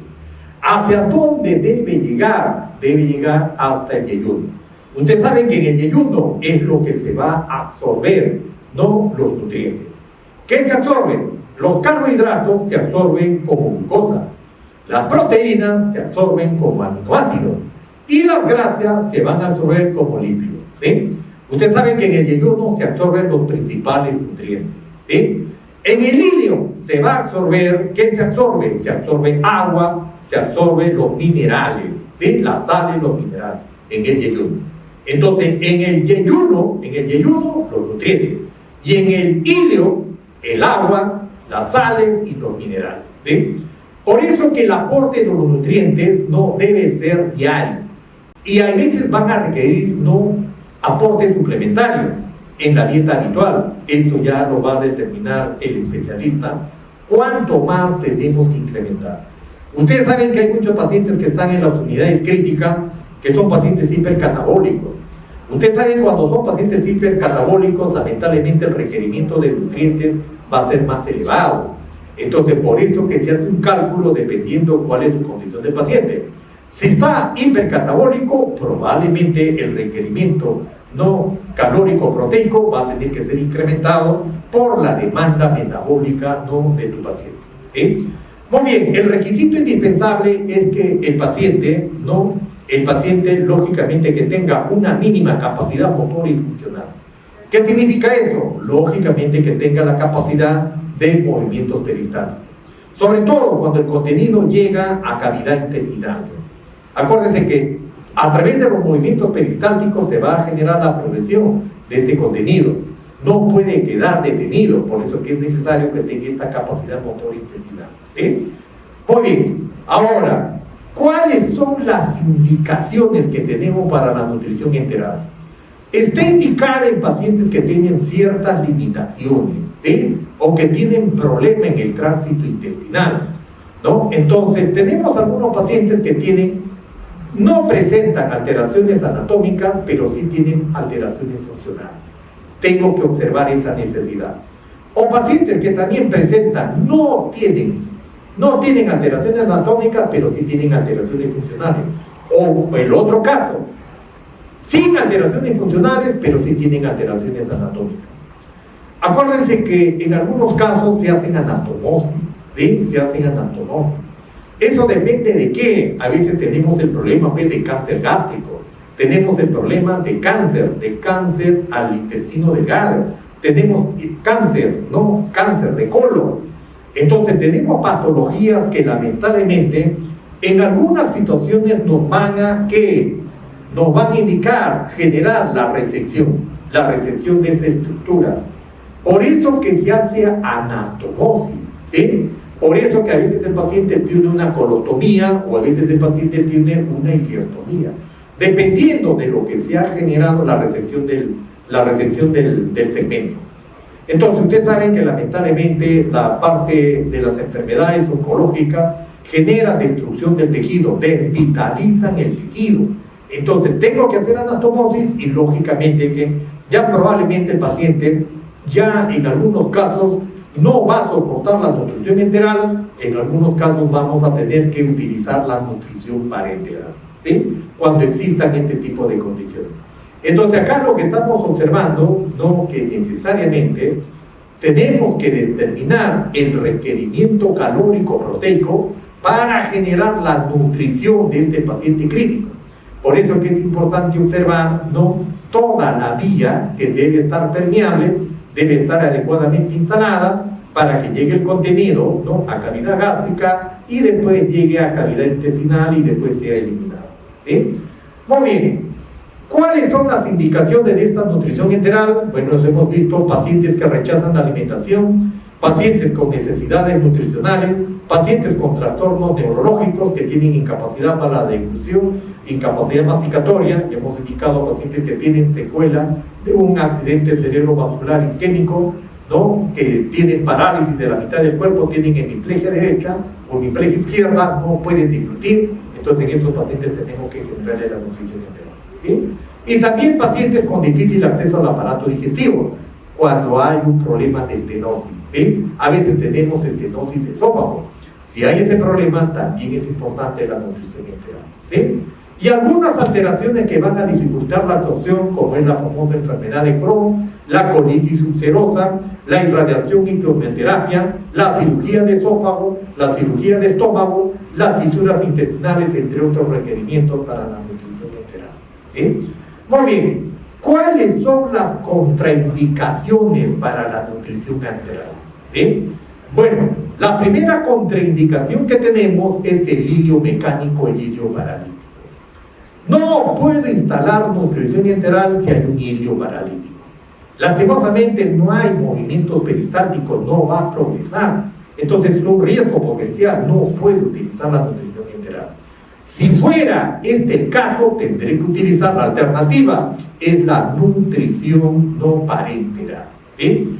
Cuando el paciente tiene una diarrea severa, en caso de una diarrea severa, tampoco vamos a poder utilizar la nutrición enteral, porque no va a poder ser absorbible, todo el contenido no va a poder ser absorbible, ¿sí? Cuando el paciente tiene vómitos incoercibles que no lo puedo controlar, entonces el paciente lamentablemente no va a poder absorber y va a eliminar el contenido. En ese tipo de casos tampoco no se puede instalar nutrición enteral, ¿sí? En caso de que tenga fístulas entéricas, como ya hemos indicado, puede ser por una fiebre tifoidea que genera perforación intestinal, tampoco voy a colocar, ¿sí? O cuando el paciente tenga una inestabilidad hemodinámica, un paciente que esté en estado de shock, tampoco no es recomendable. O cuando el paciente tiene una pancreatitis aguda severa, tampoco no es recomendable la nutrición enteral, por el riesgo potencial que pueda generar una necrosis del páncreas, ¿sí? Y la obstrucción intestinal, que también es otra contraindicación absoluta, ahí en esos casos no se puede utilizar la nutrición enteral. Entonces, si no puedo utilizar la nutrición enteral, ¿cuál es la alternativa? La alternativa es la nutrición parenteral, ¿sí? ¿Cuáles son las ventajas de la nutrición enteral? Es menos costosa y es más fácil de poder accesar, no requiere de técnicas complejas, lo puede utilizar cualquier profesional bien entrenado lo puede utilizar, ¿no? Porque necesariamente lo único que tenemos que hacer es el cálculo de los requerimientos, ¿sí? Entonces, ¿cuáles son las vías de administración de la nutrición enteral? A través de la sonda entérica, puede ser a través de la ostomía, de la sonda nasogástrica, de la sonda nasoduodenal, de la sonda nasoyeyunal, de la gastrostomía, de la ileostomía, entre otros, ¿sí? Todo es a través de la vía digestiva, pero esa vía digestiva lógicamente que tiene que ser accesible. Si no es accesible, no lo puede utilizar, ¿sí? Por eso depende mucho de la condición del paciente. Ustedes saben que en una cirugía de abdomen tengo que tener bastante precaución, ¿sí? Por eso que si hay cirugías grandes, cirugías de abdomen, no, en algunos casos tengo que utilizar la nutrición parenteral, ¿sí? Ese sería la... ¿Cuáles son las complicaciones de la nutrición? Bueno, tenemos complicaciones mecánicas, pueden haber, ¿no? Se pueden generar presión sobre la fijación de la mucosa, puede producir unas fístulas o puede producir infecciones, puede haber obstrucción de la sonda, también puede generar una obstrucción por la coagulación de la dieta, y por eso que es importante siempre mantenerlo permeable, ¿sí? De las complicaciones mecánicas tenemos desplazamiento de la sonda, por eso que hay que tener una adecuada fijación, porque si no tenemos una adecuada fijación hay un riesgo. Entonces hay que tener adecuada fijación para poder generar la nutrición enteral, ¿sí? Siempre tenemos que verificar, antes de generar la nutrición, tenemos que verificar la posición de la sonda, ¿sí? A veces el paciente puede, poco a poco, puede a veces retirar la sonda. Entonces, si no está adecuadamente fijado, usted sabe que la sonda se puede retirar progresivamente y puede ir a cavidad de la vía respiratoria. Entonces hay que conservar la fijación, ¿sí? Muy bien, en relación a las fórmulas de los requerimientos calóricos proteicos, lógicamente, por ejemplo, carbohidratos necesitamos 4 kilocalorías, ¿no? 4 kilocalorías, lípidos 9 kilocalorías, ¿no? Proteínas 4 kilocalorías, ¿sí? Entonces va a depender mucho de la patología del paciente para poder establecer estos requerimientos energéticos. Le voy a agregar, ¿no? Le voy a agregar, lógicamente, que siempre y cuando el paciente está hipercatabólico, ¿sí? Por eso que en una condición de normalidad, ¿no? En una nutrición estándar, lógicamente que puedo utilizar de 50 a 60% de carbohidratos, puedo utilizar de 25 a 40% de proteína y grasas y lípidos entre 10 a 15%. ¿Sí? Entonces, esto va a depender de qué? Va a depender del requerimiento calórico proteico. Entonces, ¿qué tengo que determinar? Tengo que determinar cuál es su requerimiento. Entonces, en base a eso, lógicamente que establezco estos perfiles, ¿no? Para la nutrición y trato de calcular de una manera adecuada, ¿sí? Entonces, este cálculo del requerimiento está en base al gasto energético, que depende de la masa, ¿no? De la masa muscular y del metabolismo y del problema de la enfermedad. ¿Qué enfermedad tiene mi paciente? Lógicamente que a veces en un proceso febril vamos a tener 10% del incremento calórico. En un problema de peritonitis vamos a tener de 20 a 50% al incremento. En sepsis, cuando tu paciente está hipercatabólico, entre 40 y 80%. En un paciente traumatizado, de 20 a 40%. Y en un paciente quemado, lógicamente que de 50 a 100%. Y eso depende de la superficie corporal quemada, ¿sí? Muy bien, entonces esto es más o menos la forma como nosotros manejamos el requerimiento nutricional. Y ahora pasamos a lo que es el lavado gástrico. Vean que este lavado gástrico o irrigación gástrica es un procedimiento que se introduce, ¿no? A través de una sonda, lógicamente que va a ser dirigido hasta la cavidad gástrica.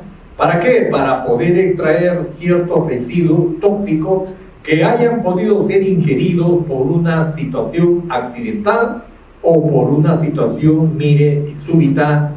A veces hay pacientes, lamentablemente pacientes psiquiátricos o pacientes en estado depresivo que a veces ingieren, ¿no? Diferentes tipos de productos y a veces ingieren a través de la vía oral y llega a cavidad gástrica, ¿sí? Generan intoxicaciones con órganos fosforados. Y hemos visto, por ejemplo, intoxicación con órganos fosforados por plaguicida, por carbamato, intoxicación medicamentosa, frecuentemente a veces utilizan benzodiazepina. Entonces, ¿qué es lo que tengo que hacer? Extraer todo lo que he ingresado de una manera indebida. Esos tóxicos tienen que ser eliminados. ¿A través de qué? A través del lavado gástrico. Ahora, lógicamente, inicialmente, a veces yo puedo inducir al vómito, puedo provocar el vómito, ¿sí? A veces con los mismos dedos del paciente, introduzco el dedo en la cavidad, en la boca, en la cavidad, ¿no? En la cavidad orofaringea, introduzco para producir el vómito. A través del vómito yo puedo generar la eliminación de qué parte del contenido que está en cavidad gástrica a través del vómito, ¿sí? Pero eso tiene que ser en las primeras horas, ¿sí? Cuando ya ha pasado más de 3 horas ya no voy a provocar el vómito, tengo que hacer el lavado gástrico. Ustedes saben que todas las sustancias no son metabolizadas, ¿no?, en el estómago entre 2 a 4 horas. La digestión más o menos demora entre 2 a 4 horas. Entonces, a veces si el paciente está dentro de las primeras horas, puedo hacer el lavado gástrico. Puedo extraer todo ese contenido que ha sido introducido de manera accidental o de manera intencional, ¿sí? Entonces, ¿cuál es el objetivo del lavado gástrico? Bueno, el objetivo es impedir la absorción del tóxico, ¿sí? Entonces, ¿dónde se absorbe? Se absorbe a nivel de ¿dónde? Del intestino delgado. Exclusivamente ¿dónde? En el yeyuno, ¿sí? Entonces, en cavidad gástrica, más o menos se va a generar la digestión. Más o menos vamos a tener un par de horas generando la digestión, entre 2 a 4 horas. Y después ya va a pasar al duodeno para que ahí intervenga el cubo biliar y el cubo pancreático, y después del duodeno pasa al yeyuno. Entonces tenemos más o menos de 2 a 4 horas para poder eliminar el tóxico. Entonces el lavado gástrico, lógicamente, que me permite extraer las sustancias nocivas que hayan podido generar. Por eso que en este lavado gástrico yo voy a realizar el vaciamiento gástrico, pero va a depender de qué, va a depender de lo que he ingerido y va a depender, pero, del tiempo que he ingerido la sustancia tóxica, ¿sí? Entonces, muy importante el tiempo transcurrido desde la ingestión. Como les he indicado, no tengo que hacerlo entre las 2 y las 4 horas, ¿sí? También va a depender de la toxicidad de la sustancia y también la cantidad de tóxico. Lamentablemente hemos visto que muchas personas no toman una sola pastilla, a veces toman un blister completo, toman cajas, a veces hemos visto que toman hasta 60, 70, 80, ¿no? Pastillas, que lamentablemente a veces generan alta toxicidad, ¿sí? Entonces, el estado clínico del paciente también es importante observar, porque a veces al paciente lo podemos, en los primeros minutos el paciente está consciente, ¿sí? Pero después, lamentablemente, el paciente ya entra con deterioro neurológico. Entonces ya vamos a tener que ubicar otro tipo de postura para poder hacer el lavado gástrico, ¿sí? Muy bien, entonces el lavado gástrico, lógicamente que lo vamos a hacer con solución salina. Porque les he indicado, al hacer el lavado gástrico, lógicamente que también voy a absorber el sodio. Y ustedes saben que el sodio es un importante electrolito necesario para ciertas funciones esenciales. No puedo generar hiponatremia, porque si genero hiponatremia, lógicamente que voy a generar alteraciones, ¿no?, a nivel de la despolarización de la membrana, ¿sí? Entonces, el lavado gástrico, lógicamente que los implementos que voy a tener en consideración es la sustancia, ¿sí? En caso que tu paciente esté inconsciente, tenga deterioro neurológico, ¿no?, para hacer el lavado gástrico, bueno, vas a tener que colocarlo en esta posición de cúbito lateral izquierdo, ¿sí? En esta posición de cúbito lateral izquierdo. La solución que vas a emplear, lógicamente que es una solución salina, ¿sí? Más o menos puedes calcular 10 mililitros por kilogramo de peso. ¿Cuánto pesa tu paciente? 60 kilos. 60 por 10 son 600 mililitros, ¿sí? Muy bien, entonces la cantidad que ingresa es la cantidad que debe salir, ¿sí? Por eso que lo que va ingresando es lo que tú debes extraer, ¿sí? Entonces, tú vas a hacer la limpieza hasta que veas claridad, ¿no? Hasta que veas claridad. Cuando ya el retorno sea claro y no tenga ningún tipo de partícula, no tenga ningún tipo de tóxico que haya ingerido el paciente, lógicamente que ahí vamos a parar el lavado gástrico, ¿sí? Entonces, esta posición de cúbito lateral izquierdo, con elevación, ¿no? Con elevación, ¿no? De los pies, ¿esto qué favorece? Favorece la eliminación. El paciente a veces puede vomitar. Entonces, si vomita, no se va a aspirar.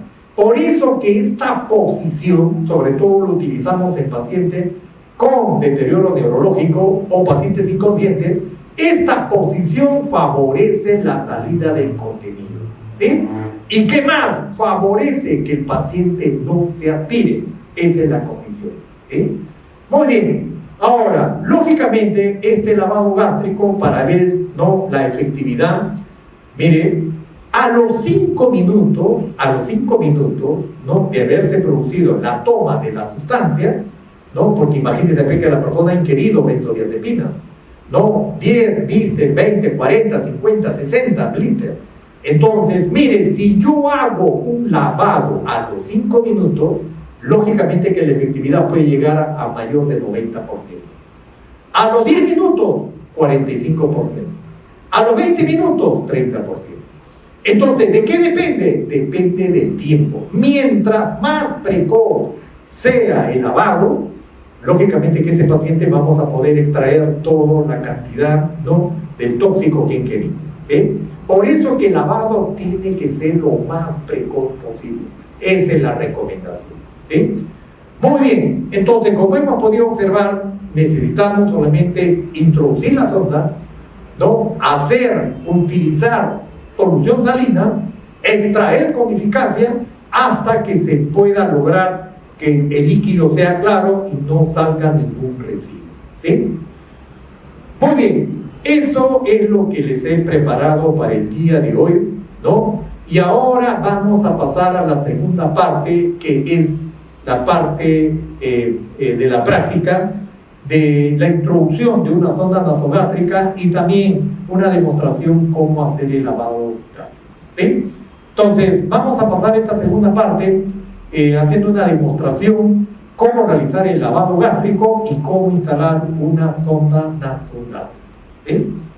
Muy bien. Muy bien, vamos a continuar con esta última actividad. Vamos a hacer una demostración de la forma como ustedes deben instalar una sonda nasogástrica, ¿sí?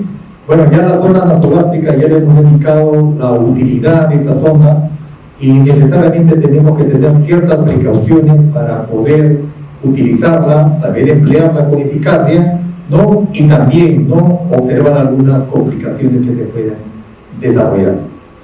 Lo primero que hemos indicado para poder instalar la sonda nasogástrica, si el paciente está consciente, tenemos que preparar a nuestro paciente, ¿sí? Lógicamente que primero me identifico, soy el licenciado José Miranda.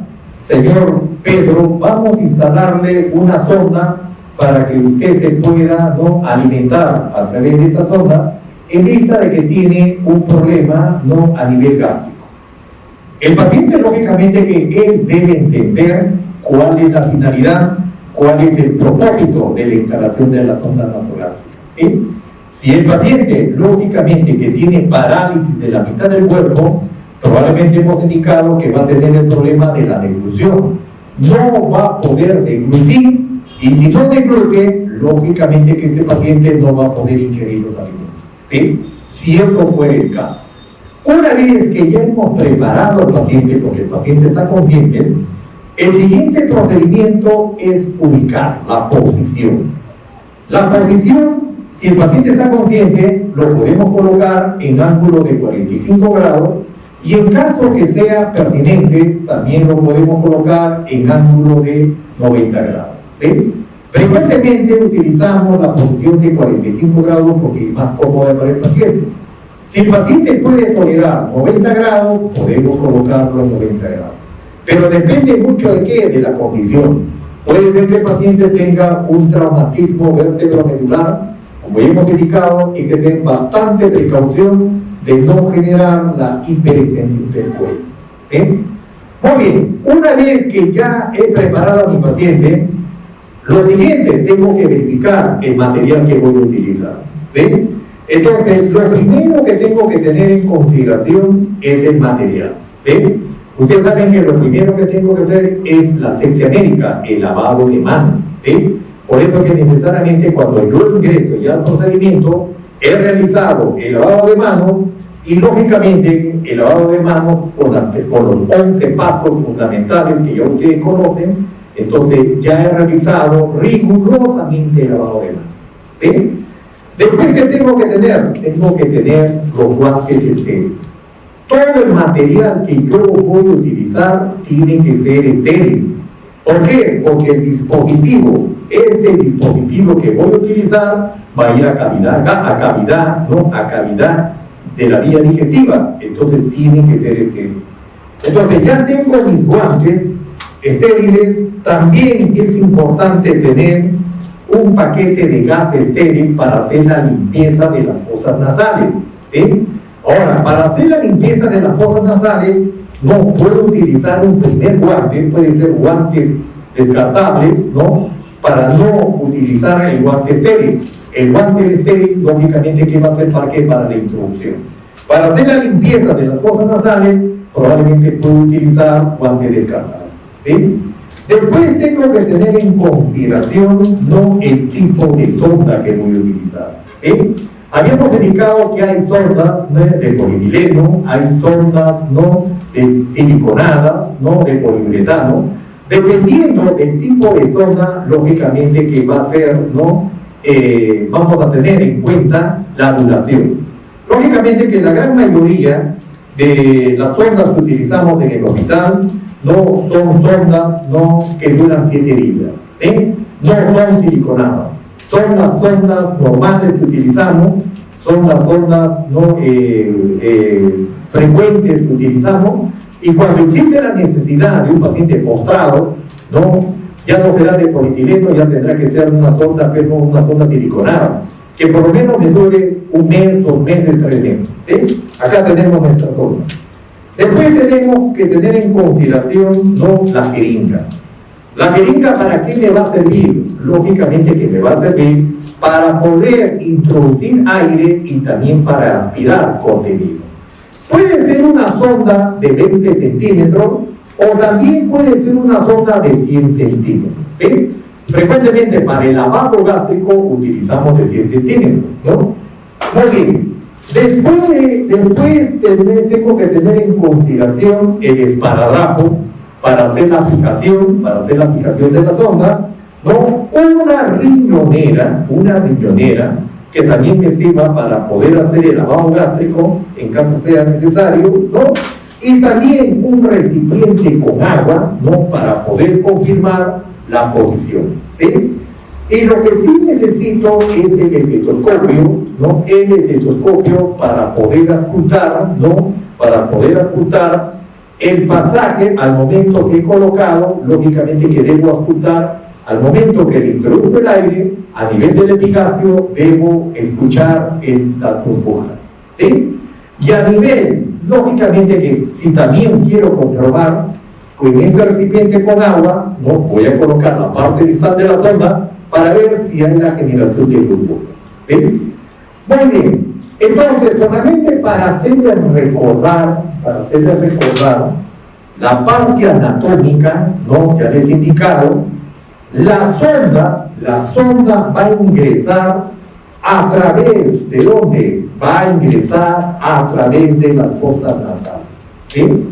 Entonces, para poder introducir la sonda, lo que yo tengo que verificar es que no exista desviación del tabique nasal. ¿Sí? Entonces, un aspecto importante es que no exista desviación del tabique nasal. Porque si hay desviación del tabique nasal, lógicamente que eso nos va a limitar. ¿Sí? Eso es por una parte. ¿Sí?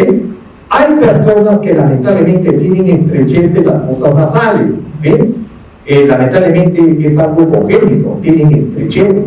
Entonces, si yo observo que tienen estrechez, lógicamente que la sonda no va a poder progresar. Por eso que en ese tipo de casos ya no va a poder ser sonda nasogástrica, sino va a tener que ser sonda por vía orogástrica. ¿Sí? Entonces, como les he indicado, la sonda tiene que ingresar por las fosas nasales, ingresa por las fosas nasales, lógicamente que ya les he indicado que el paciente debe tragar saliva. Te he indicado que al final de la lengua hay un espacio que se llama vallécula y ahí está el epiglotis. Cuando el paciente traga saliva, lógicamente que la sonda va a progresar, ¿no? No se va a dirigir a la vía respiratoria, sino va a continuar por el esófago, ¿sí? Va a continuar por el esófago hasta llegar ¿a dónde? Hasta llegar a la cavidad gástrica, ¿sí? Entonces, como hemos podido observar, lo único que tenemos que hacer es introducir con eficacia hasta que llegue a la cavidad gástrica, ¿sí? Lo vamos a hacer con el señor Pedrito, ¿no? Muy bien, entonces les he indicado que primero hemos preparado al paciente, les hemos indicado el objetivo, la finalidad de introducir la sonda nasogástrica. Como el paciente está consciente, lógicamente que le ha dado su consentimiento, ya tenemos al paciente preparado, ¿no? Ahora tenemos que colocarle en una posición que sea adecuada, como les he indicado, ángulo de 45 grados o también ángulo de 90 grados de acuerdo a la tolerancia, de acuerdo a la condición clínica, ¿sí? Muy bien, enseguida, ¿qué voy a hacer? Voy a hacer la limpieza de las fosas nasales, ¿sí? Entonces voy a colocarme mi guante. Es importante la limpieza de las fosas nasales con el único propósito de liberar cualquier tipo de secreciones que pueda generar la contaminación. Ustedes saben que las fosas nasales, si bien es cierto, tenemos vibrisas que nos va a permitir no retener ciertas partículas nocivas que puedan ingresar a la vía, ¿sí? Entonces, por eso que es importante primero hacer la limpieza de las fosas nasales. Vamos a hacer la limpieza rápidamente, ¿no? Rápidamente, calzándome los guantes, ¿no? Me voy a calzar los guantes de una manera efectiva, ¿no? Me calzo los guantes. Lógicamente que podría utilizar guantes descartables para esta limpieza, pero para esta demostración estamos utilizando guantes, ¿no? Guantes estériles, ¿sí? Ya tengo colocados mis guantes estériles, ¿no? Voy a colocarme bien en posición. Entonces, ahora, ¿qué es lo que hago? Lógicamente voy a utilizar la gasa, ¿sí? Mi asistente, ¿no? Mi asistente, acércate por favor, señorita. La señorita Erika, que es mi asistente, ella me va a abrir, ¿no? Me va a abrir el paquete de gasa. Acérquese por favor. Me abre el paquete de gasa. Abra por favor. Como esto es estéril, acá le voy a pedir que me coloque. Ya, abra por favor el paquete de gasa. Ella lo abre. Voy a rescatar. Muy bien, acá tengo la gasa. La jeringa, por favor. Acá tengo la jeringa. Abra la jeringa. Ya tengo mi campo estéril. Ya, abra por favor. Presénteme. Acá está mi jeringa estéril. Muy bien. Ahora mi sonda, por favor. Muy bien. Ahora la sonda. Muy bien. En estos momentos, ella me va a presentar el paquete. Acá está. Listo, mi sonda está estéril. Listo. Acá lo tengo mi campo estéril, ¿sí? Muy bien. Ahora, a continuación, un ratito, me permite, por favor, el agüita que está acá. Vamos a hacer la limpieza. ¿Ya? Acá vierte el agua. Vierte el agua, por favor. Vierte el agua. Muy bien. Ahora, ¿qué hago? Voy a hacer la limpieza de las fosas nasales, ¿sí? Señor Pedro, voy a hacerle la limpieza de las fosas nasales. Entonces, con bastante delicadeza, voy a limpiar las fosas nasales, haciendo una rotación de una manera circular, limpio, muy bien. Ya retiré las primeras secreciones. De la otra fosa nasal también hago lo mismo. Voy a limpiar las fosas nasales de una manera correcta, ¿sí? Verifico que todas las fosas nasales estén permeables, ¿no? Sin ningún tipo de secreción, ¿sí? Muy bien, sin ningún tipo de secreción. Una vez que ya he culminado, ya me cercioro que no hay ninguna secreción, desecho, ¿no? Muy bien, ya tengo las fosas nasales permeables, ahora sí, voy a cambiarme de guantes. Ahora sí, por favor, me ayuda, señorita Erika. Voy a desechar mis guantes. Ahora me voy a calzar el guante estéril. El guante estéril. Esto ya no me sirve. Lo voy a colocar acá en el saco. Entonces, ahora sí, voy a utilizar, por favor, mi guante estéril. Ahora sí, para poder instalar la sonda nasogastral. ¿Sí? De igual manera, siempre conservando la asepsia médica. La asepsia médica es fundamental. No tengo que hacer un calzado excelente, ¿no? Tipo como si estuviera en sala de operaciones. Entonces, calzo mi guante, ¿no? Calzo mi guante, hago el calzado sin contaminar. Vuelvo a repetir, conservando la asepsia médica y conservando la asepsia quirúrgica. La asepsia médica, sobre todo. Muy bien, entonces ahí ya tengo calzados mis guantes, ¿sí? Muy bien, ahora ¿qué hago? Voy a utilizar la sonda. Acá está la sonda. Mire la sonda. Esta es la sonda nasogástrica, esta es la parte distal, ¿sí? Como ustedes están observando, en la parte proximal de la sonda hay unos orificios. Miren, acá hay un orificio, 2 orificios, 3 orificios, 4 orificios, ¿sí? Con esta sonda, lógicamente que puedo hacer lavado gástrico y también puedo generar la nutrición integral, ¿sí? Entonces, vuelvo a repetir, un orificio, 2 orificios, 3 orificios, 4 orificios, ¿sí? ¿Me sirve para qué? Para hacer el lavado gástrico y también para generar la nutrición integral, ¿sí? Entonces, para colocar, voy a enrollar, miren, voy a enrollar la sonda. ¿Para qué? Para evitar de que la sonda tenga algún contacto, ¿no?, con la piel del paciente. Lógicamente que por precaución, lógicamente que yo debo utilizar un tapaboca, y si es importante, puedo utilizar unos lentes de protección. Y también mi mandil, también es necesario. ¿Y eso para qué? Para evitar, en caso de que yo esté colocando, puede ser que el paciente puede vomitar, y si vomita, lógicamente que me puedo contaminar.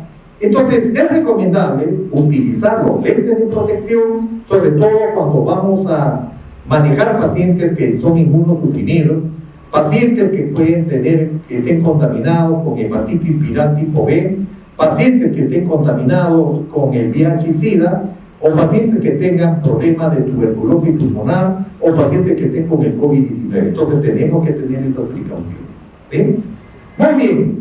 Entonces, para introducir, lógicamente que yo debo observar la pirámide nasal.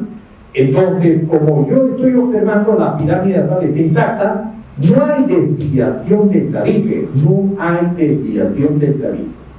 Ahora, yo puedo utilizar esta fosa nasal derecha, ¿ah? ¿Por qué? Porque está más próxima y me da cierta comodidad. La izquierda también lo puedo utilizar, no hay ningún inconveniente. Entonces, para poder introducir, ya les he indicado la medida, una medida superficial de la punta de la nariz, al lóbulo de la oreja. Primera medida, pero sin tocar al paciente.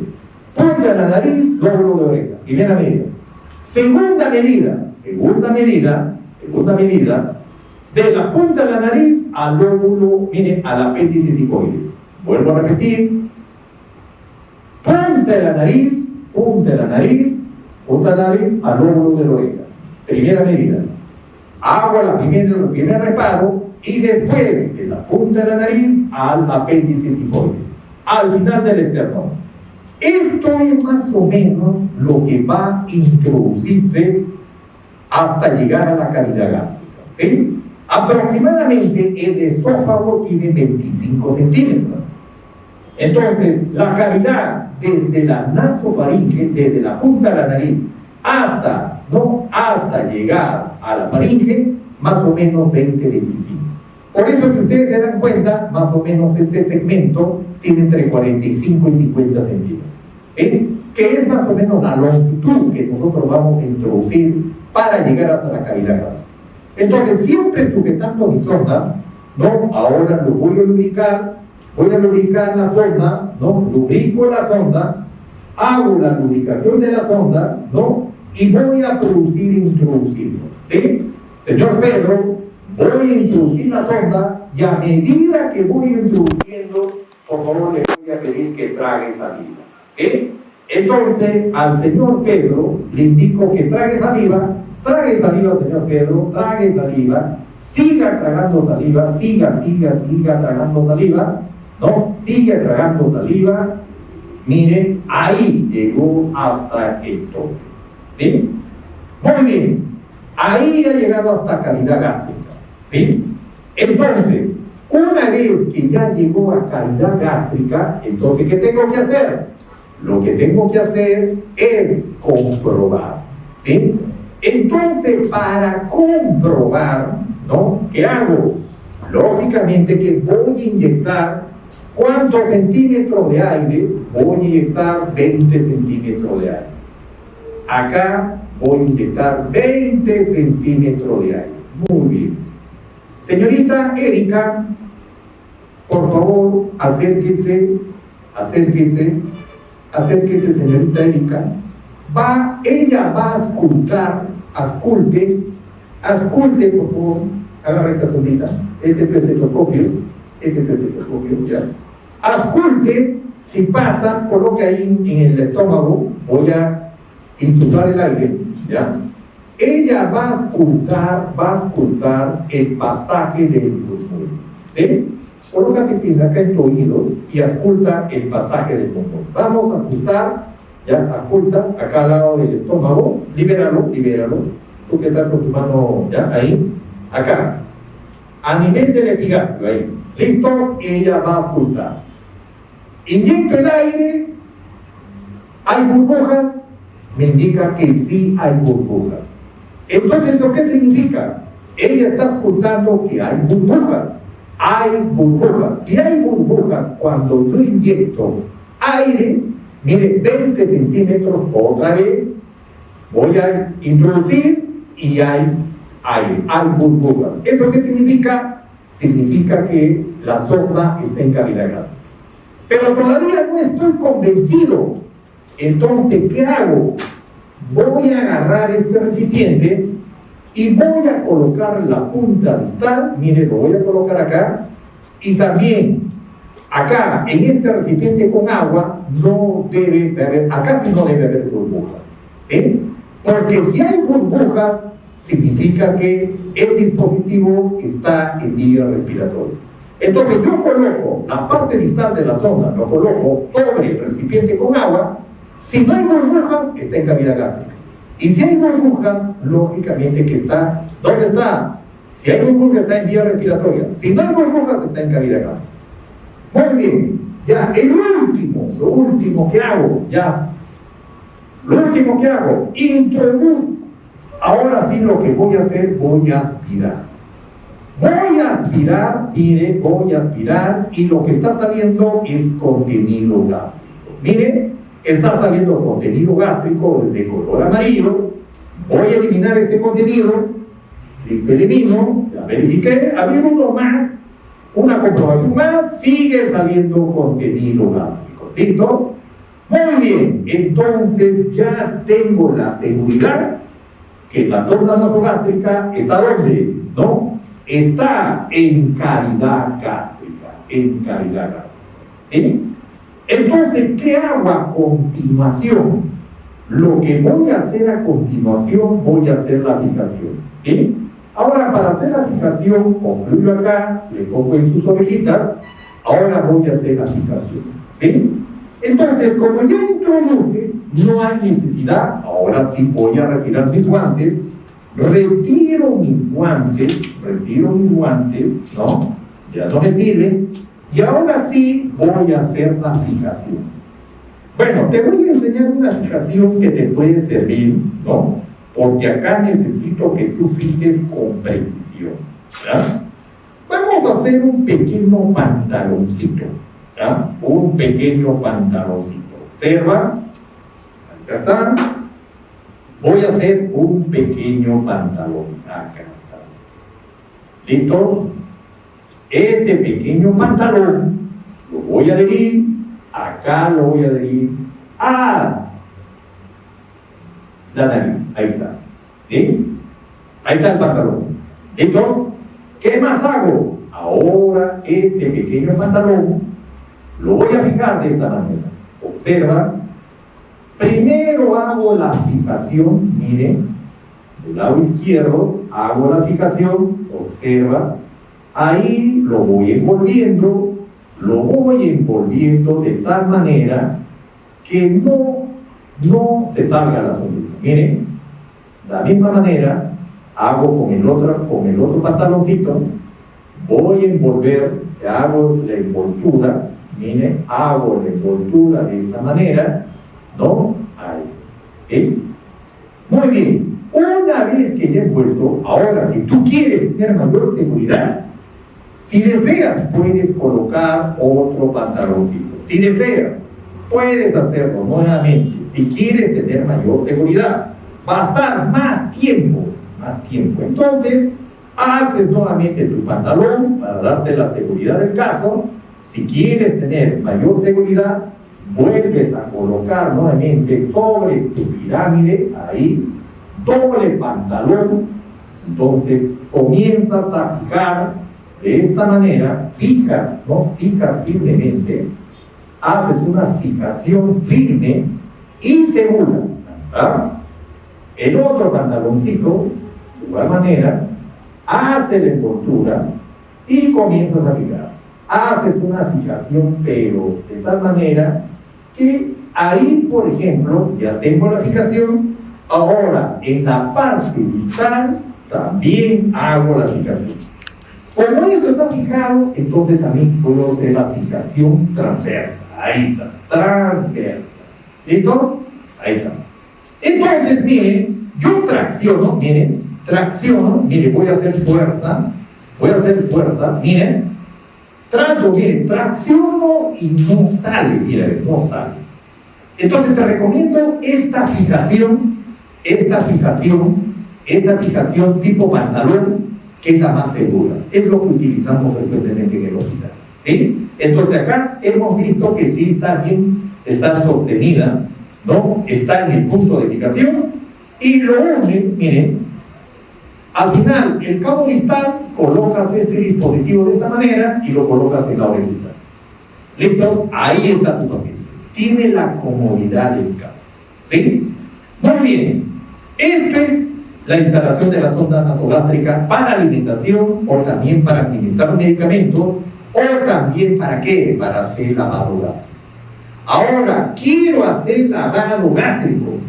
Bueno, utilizo una jeringa ¿de cuánto? Una jeringa de 100. ¿Sí? Utilizas una jeringa de 100. ¿Qué vas a utilizar? Lógicamente que lo que vas a utilizar es solución salina.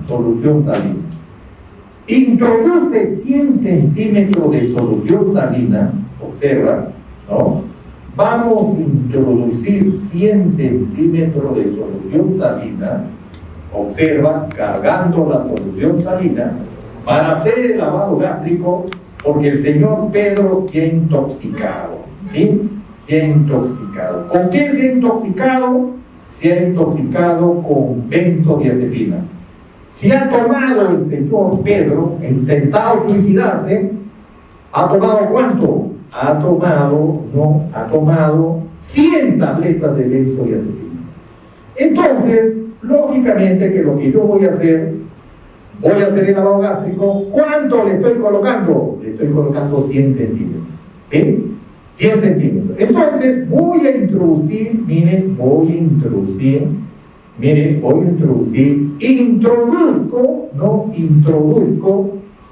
el líquido. Vuelvo a repetir, este contenido es recomendable que sea solución salina. ¿Sí? Solución salina.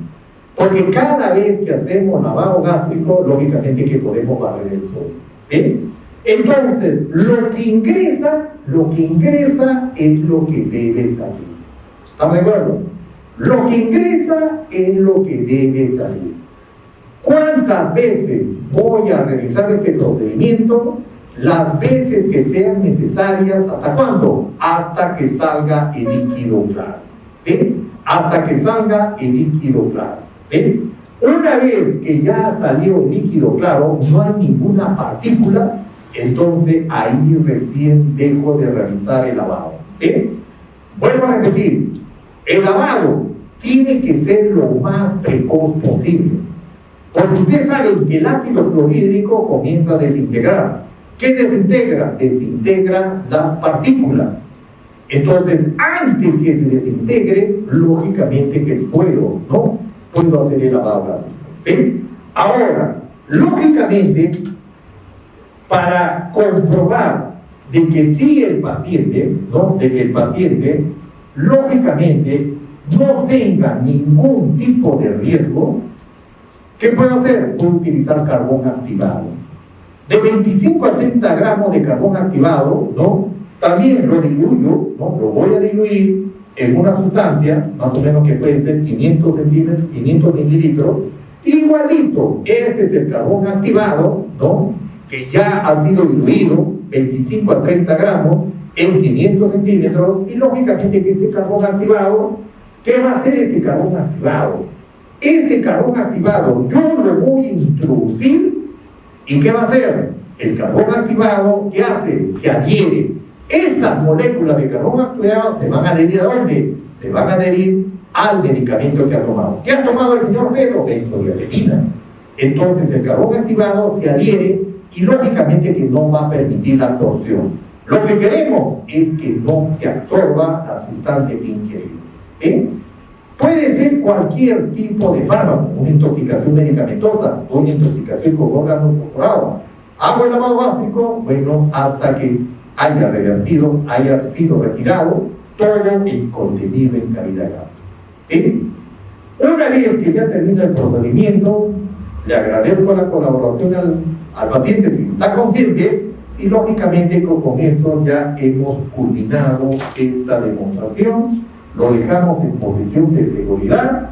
Muy bien, estimados participantes, esto era lo que les he ofrecido para el día de hoy. Bueno, es nuestra primera capacitación del año y bueno, he tratado de brindarles lo mejor de mi vitrina académica y espero haber satisfecho las expectativas.